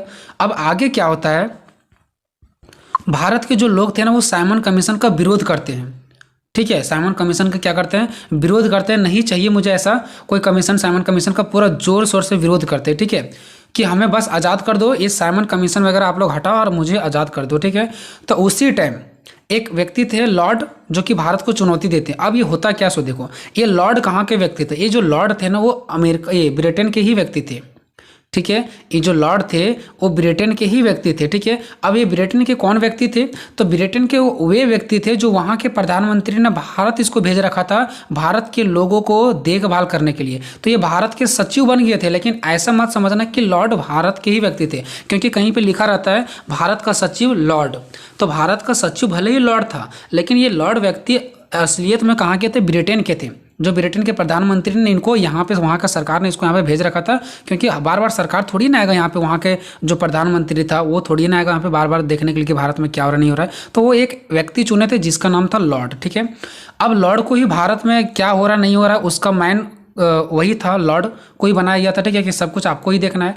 तो जब भारत वाले साइमन कमीशन का विरोध कर देते हैं तो लॉर्ड भी वहाँ से आता है, ठीक है, और लॉर्ड को गुस्सा चढ़ता है कि हमारे लोगों के, भारत के लोग मना कर रहे हैं। तो लॉर्ड क्या बोलते हैं, भारत के लोगों को चुनौती दे देते हैं कि अगर आप लोगों में इतना ही हिम्मत है तो आप लोग एक संविधान बना करके दिखा दो, अगर आप लोग संविधान बना करके दिखा दोगे तो हम आपको आज़ाद कर देंगे, ठीक है। ये चुनौती दे देता है भारत के लोगों से, क्योंकि इनको पता है कि यहाँ के लोग में खुद फूट जाते हैं हिंदू मुस्लिम करके। तो इन लोगों से कभी संविधान बनेगा, अगर हिंदू के पक्ष में कानून बनाएंगे तो मुस्लिम वाले रुक जाएंगे, मुस्लिम वालों के पक्ष में बनाएंगे तो हिंदू वाले रुक जाएंगे, तो इन लोगों से कभी संविधान नहीं बनेगा। तो लॉर्ड ऐसा कर दिया कि आप लोग एक संविधान बना करके दिखाओ, उसके बाद हम आपको आज़ाद कर देंगे। तो बात आ जाता है 1928 ईस्वी में। तो नेहरू ने बोल दिया चलो ठीक है, हम एक संविधान बना करके दिखा देते हैं, उसके बाद आप क्या करना, हमें आज़ाद कर देना। तो इस चुनौती को एक्सेप्ट कर लेता है और नेहरू के साथ एक समिति का गठन होता है, भारत के लोगों का ही गठन होता है, ठीक है। नेहरू अपने साथ में बहुत सारे 8 सदस्य थे, ठीक है, और भी अन्य सदस्य थे, ठीक है। तो उसके साथ में गठन होता है, एक समिति का बैठक होता है कि अब हम लोगों को संविधान बनाना और ऐसे ऐसे हम लोगों को कानून व्यवस्था बनाना है, और ये कानून हम बना करके अंग्रेजों के हाथों में लौटा देंगे कि देखो मैंने संविधान का कानून बना करके दे दिया, अब आप लोग मुझे आज़ाद कर दो, ठीक है। लेकिन वही हुआ जो लॉर्ड पहले चाहते थे। लॉर्ड को पता था कि ये लोग कभी संविधान नहीं बना पाएंगे, ठीक है। तो नेहरू ने बनाने का प्रयास किया, वो एक समिति को बुलाया, ठीक है, और उस समिति को बुलाने के बाद क्या होता है, इन लोगों ने बहुत अच्छा तरीके से एक संविधान का कानून बना लिया, ठीक है। लेकिन यहाँ पे हिंदू और मुस्लिम में थोड़ा सा विवाद हो गया, जिसके वजह से ये जो नेहरू रिपोर्ट था ये अच्छा तरीके से आगे सफलता नहीं प्राप्त हो पाया, ठीक है। तो जो नेहरू ने कुछ लोगों के साथ अपना एक समिति जो बनाया था ना कि हम लोगों को एक संविधान का कानून बनाना है, अंग्रेजों ने हम लोगों को ऐसा बोला है, तो वही जो नेहरू का जो समिति था ना, कुछ लोगों के साथ जो मिलकर समिति बनाया था, उसी का नाम दिया गया था नेहरू रिपोर्ट। और बाद में ये खुद ये भारत के लोगों के ही कारण से क्या हो गया, यहाँ पे असफल हो गया, सफल नहीं हो पाया, क्योंकि अंग्रेजों ने चैलेंज ये कर रखा था कि अगर आप सही सलामत से बिना किसी का विरोध में भारत के हर एक लोग अगर आपके कानून से सहमत होंगे तो हम आपको आज़ाद कर देंगे। और अगर आप जो भारत के कानून संविधान का जो आप लोग कानून बनाओगे, ठीक है, अगर वो एक भी भारत के लोग अगर मानने से इनकार कर दिए तो कानून नहीं बनेगा, और वही चीज़ें फाइनली जाकर के हो जाता है। बस इतना ही था, ठीक है। अब आगे कुछ भी नहीं, अगर आप आगे का वीडियो नहीं भी देखोगे ना तो जितना मैंने आपको शुरू से अंत तक बताया उतना आप लोग लिख देना, बस आपको मार्क्स मिलेंगे निश्चित तौर पे, ठीक है। लेकिन कैसे लिखना, कैसे सजाना, उसके लिए आपको देखना पड़ेगा, ठीक है। तो चलते हैं अब क्वेश्चन के आंसर की ओर। देखो दोस्तों, मैं सब कुछ आपको बता रहा हूँ, ठीक है, लेकिन इसके पहले जो मैंने पेज में भी बताया आपको छोटा सा कहानी, वो चीज़ याद रखना और उस डेट को याद रखना, तभी ये समझ पाओगे, नहीं तो याद नहीं कर पाओगे, ठीक है। वहाँ पे नहीं होगा तो आप एक अलग पेज में क्या करो, उस पॉइंट को लिख लो जो मैंने भी छोटा सा स्टोरी में बताया, और उसके बाद वीडियो देखो, निश्चित तौर पर आपको 100% समझ आएगा। एक पेज में लिख करके सामने रख लो और वीडियो देख लो, ठीक है। देखो नेहरू रिपोर्ट क्या है। नवंबर 1927 में साइमन कमीशन आयोग का गठन किया गया, ठीक है। इस आयोग के सभी सदस्य ब्रिटिश थे, सभी को पता है, तथा इसमें किसी भी भारतीयों को सम्मिलित नहीं किया गया था। भारतीयों की इस आयोग में सम्मिलित नहीं करने के कारण अंग्रेज जो कांग्रेस पार्टी था, कांग्रेस मतलब भारत के लोग में कुछ पार्टी बना था कांग्रेस, हिंदू वाले एक तरह से बोल सकते हैं, मुस्लिम वाले मुस्लिम लीग बना रखे थे, ठीक है। तो भारत के कुछ लोग कांग्रेस, मुस्लिम लीग और हिंदू महासभा तथा अन्य सभी दलों द्वारा इस आयोग का जमकर विरोध किया गया कि इसमें कोई भी भारत नहीं है, ये हमारे फीलिंग को कैसे समझ पाएंगे, ठीक है। तो विरोध कर दिया गया। भारतीयों ने जब साइमन कमीशन का बहिष्कार करने का फैसला किया तब भारत के सचिव लॉर्ड, ये भारत के सचिव बनाया गया था, भारत को देखभाल करने के लिए बनाया गया था इस लॉर्ड को, लेकिन ये थे ब्रिटेन के। तो ये ब्रिटेन का ही ना पक्ष लेंगे, भारत के थोड़ी ना पक्ष लेंगे। तो सचिव जो लॉर्ड थे ना, उसने नवंबर 1927 ईस्वी को भारतीयों के सामने एक चुनौती रखी कि वे अगर एक ऐसा संविधान का निर्माण कर ब्रिटिश संसद के समक्ष पेश करे जिससे सभी दलों का समर्थन व सहमति प्राप्त हो, कि वो एक ऐसा संविधान का निर्माण करे जिससे भारत के सभी लोग सहमत हो, तो हम उसको आज़ाद कर देंगे, ठीक है। लेकिन उसको ये बात पता था, क्योंकि लॉर्ड का मानना था कि भारतीय एकमत होकर कभी भी अपने देश के लिए संविधान नहीं बना सकते। मतलब उनको पता था कि भारत के लोग कभी भी एक साथ एक हो ही नहीं सकते हैं और एक होकर के कभी ये लोग कानून बना ही नहीं पाएंगे, ठीक है। ये बात उनको पता था कि अगर आप लोग में इतना ही दम है तो आप लोग एक कानून बना करके दिखाओ और जिसमें सभी का सहमति प्राप्त हो, ठीक है। अब आगे क्या होता है देखो। अब भारतीयों ने लॉर्ड की चुनौती को स्वीकार कर लिया। भारत के लोगों ने जो लॉर्ड द्वारा चुनौती दिया गया था उस चुनौती को स्वीकार कर लिया जाता है और वह एक संविधान निर्माण करने का फैसला कर लेता है कि हर हाल में हम लोग संविधान निर्माण कर लेंगे तो कर लेंगे। फिर बात हो जाता है 11 मई 1928 को पंडित मोतीलाल की नेहरू की अध्यक्षता में, जवाहरलाल नेहरू जी, ठीक है, की अध्यक्षता में भारतीय संविधान के प्रारूप को तैयार करने के लिए 8 सदस्य समिति के गठन होता है। मतलब जो पंडित जवाहरलाल नेहरू थे उसके साथ में 8 सदस्य मिल करके एक समिति का गठन होता है कि हम लोगों को संविधान का निर्माण करना है, ठीक है। और वो जो समिति का गठन हुआ था उसी को नेहरू रिपोर्ट के नाम से जाना जाता है, ठीक है। तो इस समिति ने अगस्त 1928 में, देखो 11 मई 1928 यानी कि मई 1928 में उन लोग समिति बना रहे थे। पंडित जवाहरलाल नेहरू ये सब क्या कर रहे थे, बैठ करके बात कर रहे थे मई में। फिर मई के बाद जून, जुलाई, अगस्त, 3 महीना में फिर उसके बाद क्या होता है, अगस्त आ जाता है। तो अगस्त में उन लोग संविधान का पूरा रूप से तैयार कर लिया जाता है और इसी को नेहरू रिपोर्ट के नाम से जाना जाता है, ठीक है। जो इनको मिला था कि संविधान निर्माण करके आप लोग दिखा दो, ठीक है। तो संविधान निर्माण करने का प्रक्रिया अगस्त में हुआ और इसको चैलेंज मिला था उधर नवंबर में ही, ठीक है। फिर मई में इन लोग बैठक करते हैं, फिर अगस्त में इन लोग क्या कर लेते हैं, उस चैलेंज को करके दिखा देते हैं, ठीक है। अब आगे देखो क्या होता है, नेहरू रिपोर्ट की सिफारिश। आखिर जो सभी लोग मिल करके वहाँ पे एक रिपोर्ट तैयार किया था जिसको बोल सकते हैं कि जो संविधान निर्माण करने की प्रक्रिया किया था उसमें क्या क्या बातें रखा गया था। आखिर वहाँ पे पंडित जवाहरलाल नेहरू ये सब जो मिल करके बनाया गया था समिति, तो उसमें कुछ तो बताया गया होगा। संविधान निर्माण का मतलब क्या, कुछ तो वहाँ पे सिफारिश रखा गया होगा ना। तो ये भारत के लोगों के द्वारा क्या क्या सिफारिश रखा गया, तो पहला सिफारिश ये रखा गया कि नेहरू रिपोर्ट के अंतर्गत भारत को डोमिनियन स्टेट का दर्जा देने की बात कही गई। डोमिनियन स्टेट का मतलब होता है दोस्तों औपनिवेशिक स्वराज। मतलब अब हमें वो स्वराज चाहिए, हमें अपना देश चाहिए, ठीक है। उस डोमिनियन का मतलब होता है उस पर अब मेरा अधिकार होगा, हमें खुद अपना जो हमारा देश हो हमें चाहिए, ठीक है।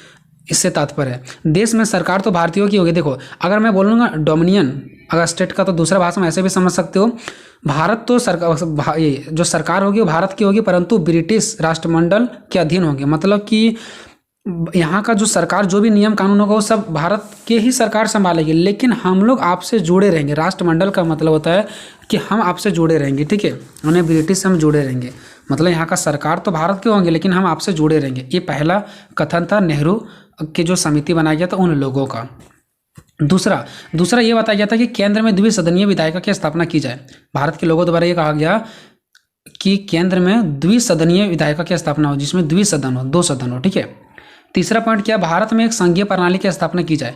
यानी भारत के लोगों के द्वारा कहना था कि भारत में एक संघीय प्रणाली सब एक, ठीक है, स्थापना की जाए और अवशिष्ट शक्तियां प्रांतों की बजाय केंद्र के पास हो। प्रांतों मतलब होता है राज्यों कि जितने सारा शक्ति वो राज्यों के हाथों में ना होकर के केंद्रों के पास होना चाहिए, ठीक है।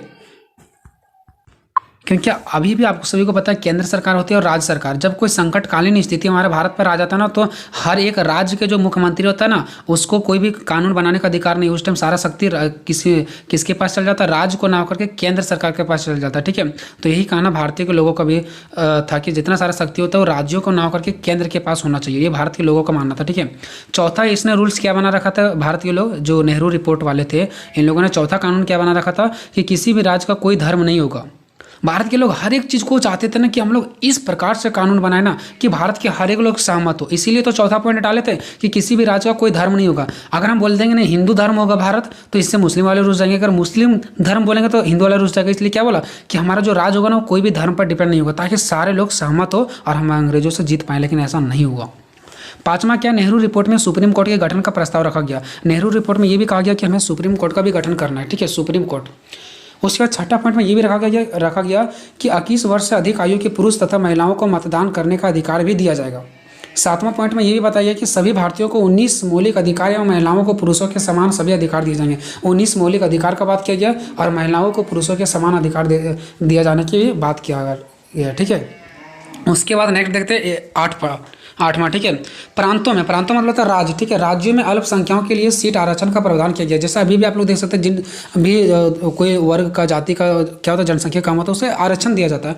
वैसे ही कहा गया कि राज्यों में अल्पसंख्या जो राज्य में कम जनसंख्या वाले हो गए ना, उसको भी कुछ सीटें आरक्षण का प्रावधान दिया जाएगा, ताकि वो लोग अलग ना हो जाए। ये नहीं कहे कि मेरा जनसंख्या कम है तो बाद में सब हम लोग को दबोचेंगे, तो ताकि हर एक चाहते थे ना कि हमें सहमति प्राप्त हो। तो देखो अल्पसंख्याओं के लिए भी यहाँ पे नीति बनाई गई, ठीक है, कि उनको भी अलग से आरक्षण दिया जाएगा। 9 नंबर में क्या बनाया गया, प्रांतों का विभाजन, यानी कि जो राज्य है राज्यों का विभाजन या गठन भाषा के आधार पर किया जाएगा, ना कि किसी वर्ग या समुदाय के आधार पर। मान लो कि झारखंड का ही बंटवारा हुआ, तो ऐसा नहीं कि झारखंड में जितने सारे वर्ग अलग अलग प्रकार के वर्ग हैं तो झारखंड को भी अलग अलग भागों में बांट देंगे, नहीं, भाषा के आधार पर होगा, ठीक है। कहीं अगर भोजपुरी भाषा बोलते हैं तो भोजपुरी के आधार पर आप लोग राज्य का निर्माण कर सकते हैं, लेकिन जाति धर्म के नाम पर आप लोग राज्य का निर्माण नहीं कर सकते, ठीक है। एंड लास्ट पॉइंट 10 नंबर बताया कि देश की मुख्य भाषा भारतीय, हिंदी, संस्कृत या अन्य भारतीय भाषा होगी। हालांकि अंग्रेजी भी भाषा का प्रयोग किया जा सकता है। इसके अलावा कोई और दूसरा भाषा हमारा नहीं हो सकता है, ठीक है। अतः जो 10 पॉइंट हम लोगों ने पढ़ा, नेहरू रिपोर्ट के अंतर्गत भारतीयों द्वारा ब्रिटिश सरकार के समक्ष उपरोक्त सभी प्रस्ताव रखे गए। जो अभी तक हम लोगों ने 10 पॉइंट पढ़ा, ये 10 पॉइंट भारत के लोगों ने बोल दिया कि चलो हमने निर्माण कर दिया। जो आप लोगों ने बोला था, चैलेंज दिया था कि आप लोग संविधान निर्माण करके दिखाओ, संविधान हम लोगों ने निर्माण कर दिया। उसमें से ये सब कानून है और ये अंग्रेजों के प्रति सौंप दिया गया, ठीक है। अब जब सौंप दिया गया तो आगे क्या होता है देखो। अब इतना तो कानून बन गया, ठीक है, इतना भारत के लोगों ने कानून बना लिया, ठीक है। नेहरू रिपोर्ट में इतना कानून आ गया। अब पारी है किसको देने का, अब पारी है ब्रिटिशों को देने का, जो चैलेंज कर रखा था, ठीक है, उनको देने का।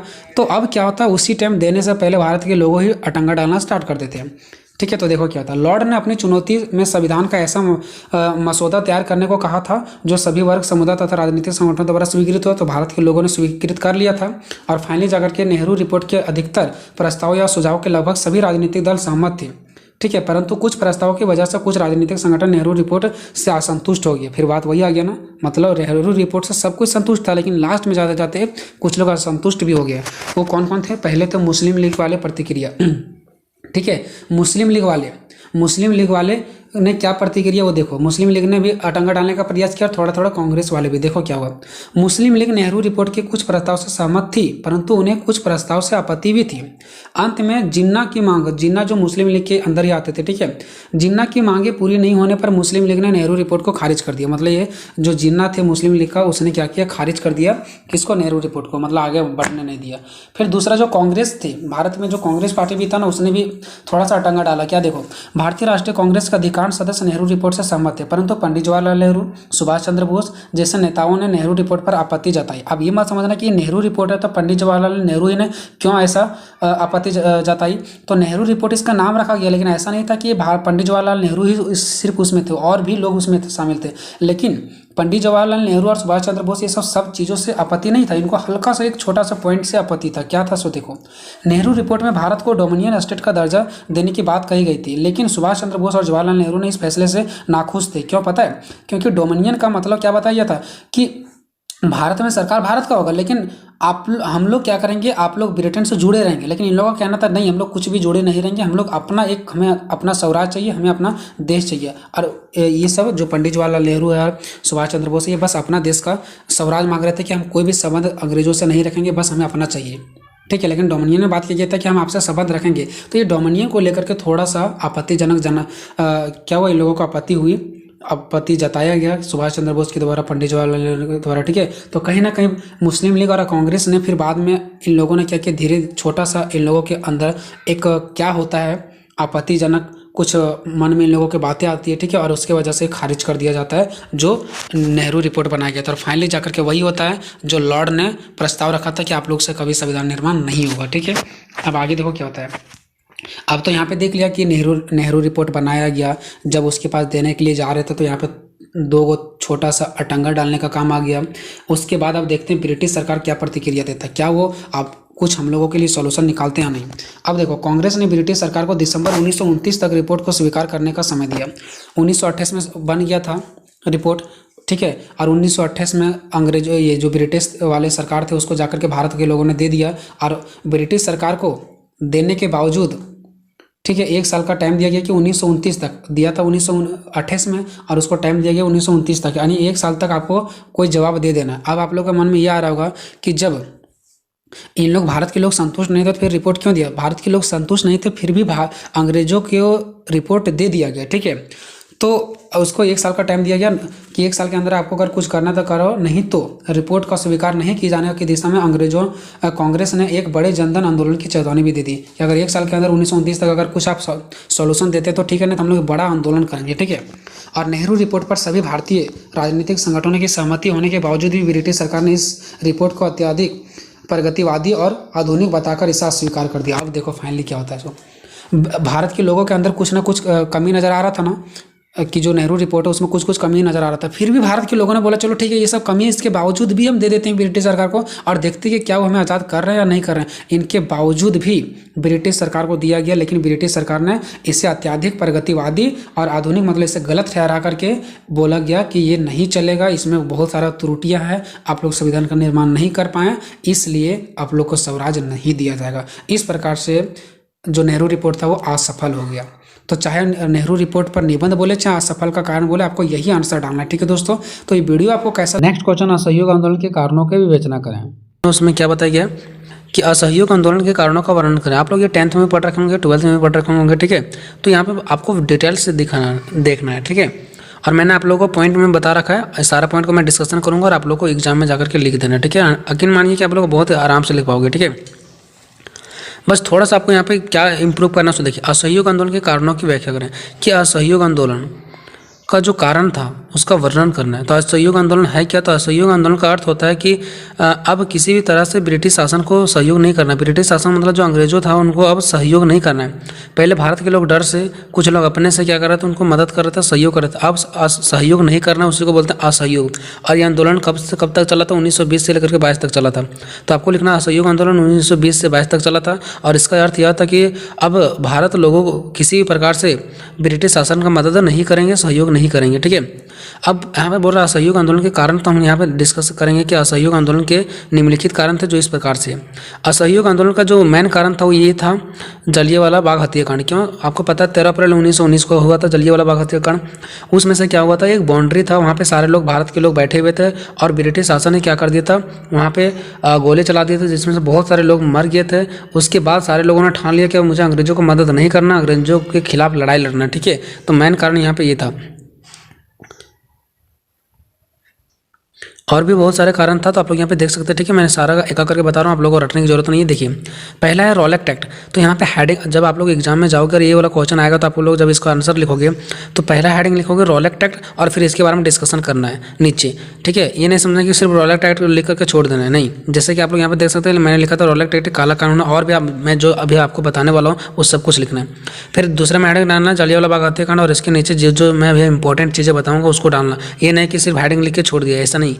पहले हेडिंग लिखना, उसके बाद नीचे आपको डिस्कशन करना, ठीक है। अगर हेडिंग छूट जाता तो कोई दिक्कत नहीं, लेकिन इसका जो हम डिस्कशन बताएंगे वो आपको जरूर करना है, ठीक है। तो पहला रॉलेट एक्ट। रॉलेट एक्ट है क्या, तो देखिए रॉलेट एक्ट एक काला कानून था, यानी कि जो काला कानून बोलते हैं जो लोगों को फायदा नहीं पहुंचाता, ठीक है। तो रॉलेट एक्ट एक काला कानून था जो अंग्रेजों ने चलाया था, किसके पर थे, भारत के लोगों पर चलाया गया था। अच्छा, रॉलेट एक्ट क्या था, तो रॉलेट एक्ट काला कानून था जो अंग्रेजों द्वारा भारतवासियों पर चलाया गया था। रॉलेट एक्ट के तहत जो अंग्रेज के जितने भी सारे शासन थे, प्रशासन थे, जितने भी सारे लोग थे, उनको अंग्रेजों ने अधिकार दे दिया था अपने आदमियों को कि भारतीयों को बिना मुकदमा चलाए हुए उसे जेल में डाल दो। अगर मान लो किसी भी भारतीयों पर शक हुआ कि ये नहीं, ये गलत आदमी है, किनको, अंग्रेजों को, अगर अंग्रेजों को किसी भी भारतीय पर शक हुआ कि ये गलत आदमी है, तो उनका मुकदमा नहीं चलाया जाएगा कि ये भारत के लोग हैं, ये जो है वो क्या गलती किया, नहीं गलती किया। सो डायरेक्ट उनको अधिकार मिल गया था, किसको, अंग्रेजों के लोगों को, कि डायरेक्ट भारत के लोगों को जेल में डाल दो। तो भारतीयों को बहुत ज़्यादा गलत लगा कि यार ये कौन सा नियम है कि कुछ गलत भी ना करो और बिना कुछ पूछे वगैरह जेल में डाल दे। तो ये रॉलेट एक्ट उसी टाइम चला था, तो भारत के लोगों ने इसको विरोध किया और इन्हीं को विरोध किया और कहा कि अब हम लोग अंग्रेज को मदद नहीं करेंगे, यानी कि असहयोग करेंगे। ठीक है, तो ये था रॉलेट एक्ट।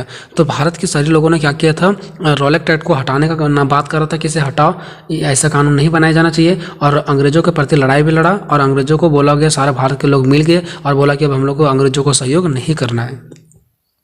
दूसरा, जलियांवाला बाग हत्याकांड। आपको लिखना है कि जलियांवाला बाग हत्याकांड 13 अप्रैल 1919 को हुआ। 13 अप्रैल 1919 को हुआ था, जिसमें से भारत के लोग एक मीटिंग बैठ करके मीटिंग कर रहे थे, ठीक है, जलियांवाला बाग में।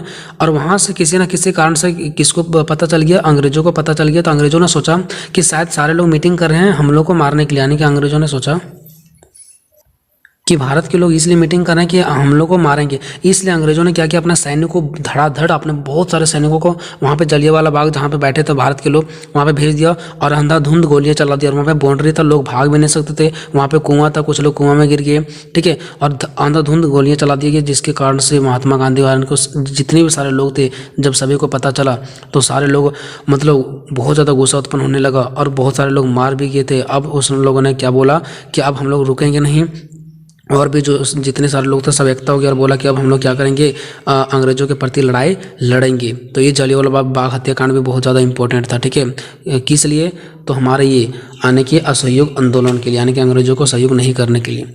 तीसरा, खिलाफत आंदोलन। खिलाफत आंदोलन भी बहुत ज़्यादा इंपॉर्टेंट है, क्यों, क्योंकि खिलाफत आंदोलन है जो मुस्लिमों द्वारा चलाया गया था। आपको पता है कि शुरुआत से ही मुस्लिम और हिंदू चलती आ रहा है, तो अंग्रेजों के प्रति भारत के लोग, हिंदुओं तो लड़ ही रहे थे और मुस्लिम भी लड़ रहे थे। खिलाफत आंदोलन जो थे वो मुस्लिम लड़ रहे थे, किसके प्रति, अंग्रेजों के प्रति, ठीक है।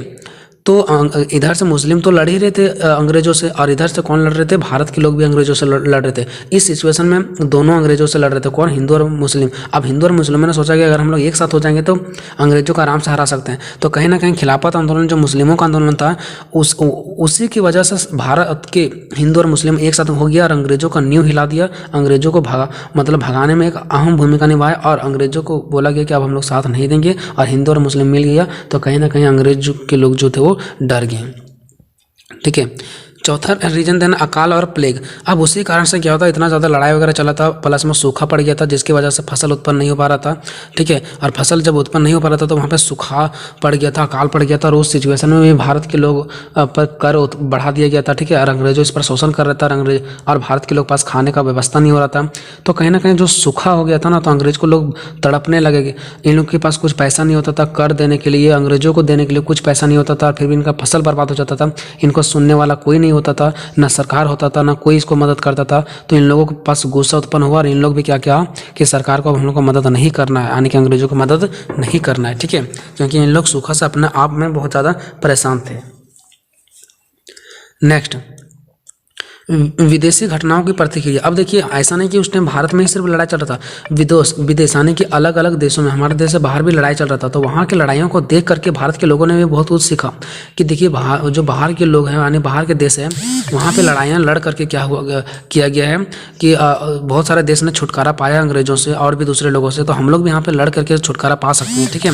तो यहाँ पे विदेश घटनाओं की प्रतिक्रिया, यानी कि विदेश से देख करके, सीख करके भारत के लोगों ने भी बहुत कुछ क्या किया, बहुत कुछ सीखा, और उसी की वजह से भारत के लोगों ने अंग्रेजों को सहयोग करने का मन बैठा लिया कि हम लोग को सहयोग नहीं करना है। तो विदेश, अलग अलग देशों से भी बहुत सारे इन लोगों का सीख मिला।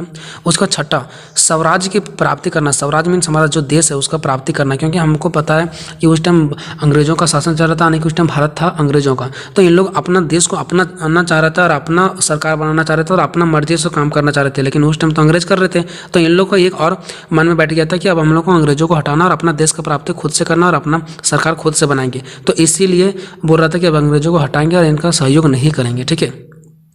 सातवां, प्रथम विश्व युद्ध के बाद आर्थिक संकट। अब देखिए उसी टाइम आपको पता है कि उसी टाइम जो प्रथम विश्व युद्ध हुआ था, ठीक है, तो प्रथम विश्व युद्ध हुआ था तो आपको पता है कि जब भी विश्व युद्ध होता है तो कहीं ना कहीं कोई भी देश में अगर ऐसा युद्ध होता है तो उसका आर्थिक संकट होता है। आर्थिक मतलब पैसों में बहुत ज़्यादा संकट होता है, क्योंकि पैसा बहुत ज़्यादा खर्चा होता है। तो पैसा बहुत ज़्यादा खर्चा हो चुका था। अब यहाँ के जो लोग थे, भारतीय लोग परेशान हो चुके थे। अब इनके फसल भी बर्बाद हो गए थे, तो इनके कहीं ना कहीं बहुत ज़्यादा मुसीबत बढ़ती हुए जा रहा था, ठीक है। और इधर से प्रथम विश्व युद्ध था, उसमें भी बहुत ज़्यादा पैसों का खर्चा हो चुका था। तो इन लोग बहुत ज़्यादा बेबस परेशान हो गए, इसलिए इन लोगों ने मन ठान लिया कि हम लोगों को अंग्रेजों को मदद नहीं करना है, ठीक है। तो ये पॉइंट आपको लिख लेना दोस्तों। तो मैंने बहुत ही छोटा वीडियो में 8 मिनट की वीडियो मैंने आपको बहुत ज़्यादा डीपली मैंने बता दिया है, ठीक है। और समय बहुत कम है, जितना भी हेल्प हो सकता है मैं कर रहा हूँ आप लोगों को, ठीक है। और अगर आप लोग मेरा सपोर्ट करना चाहते हैं चैनल को सब्सक्राइब। बाकी जो क्वेश्चन बच गया दोस्तों उसको मैं नेक्स्ट वीडियो में करने का प्रयास करूँगा।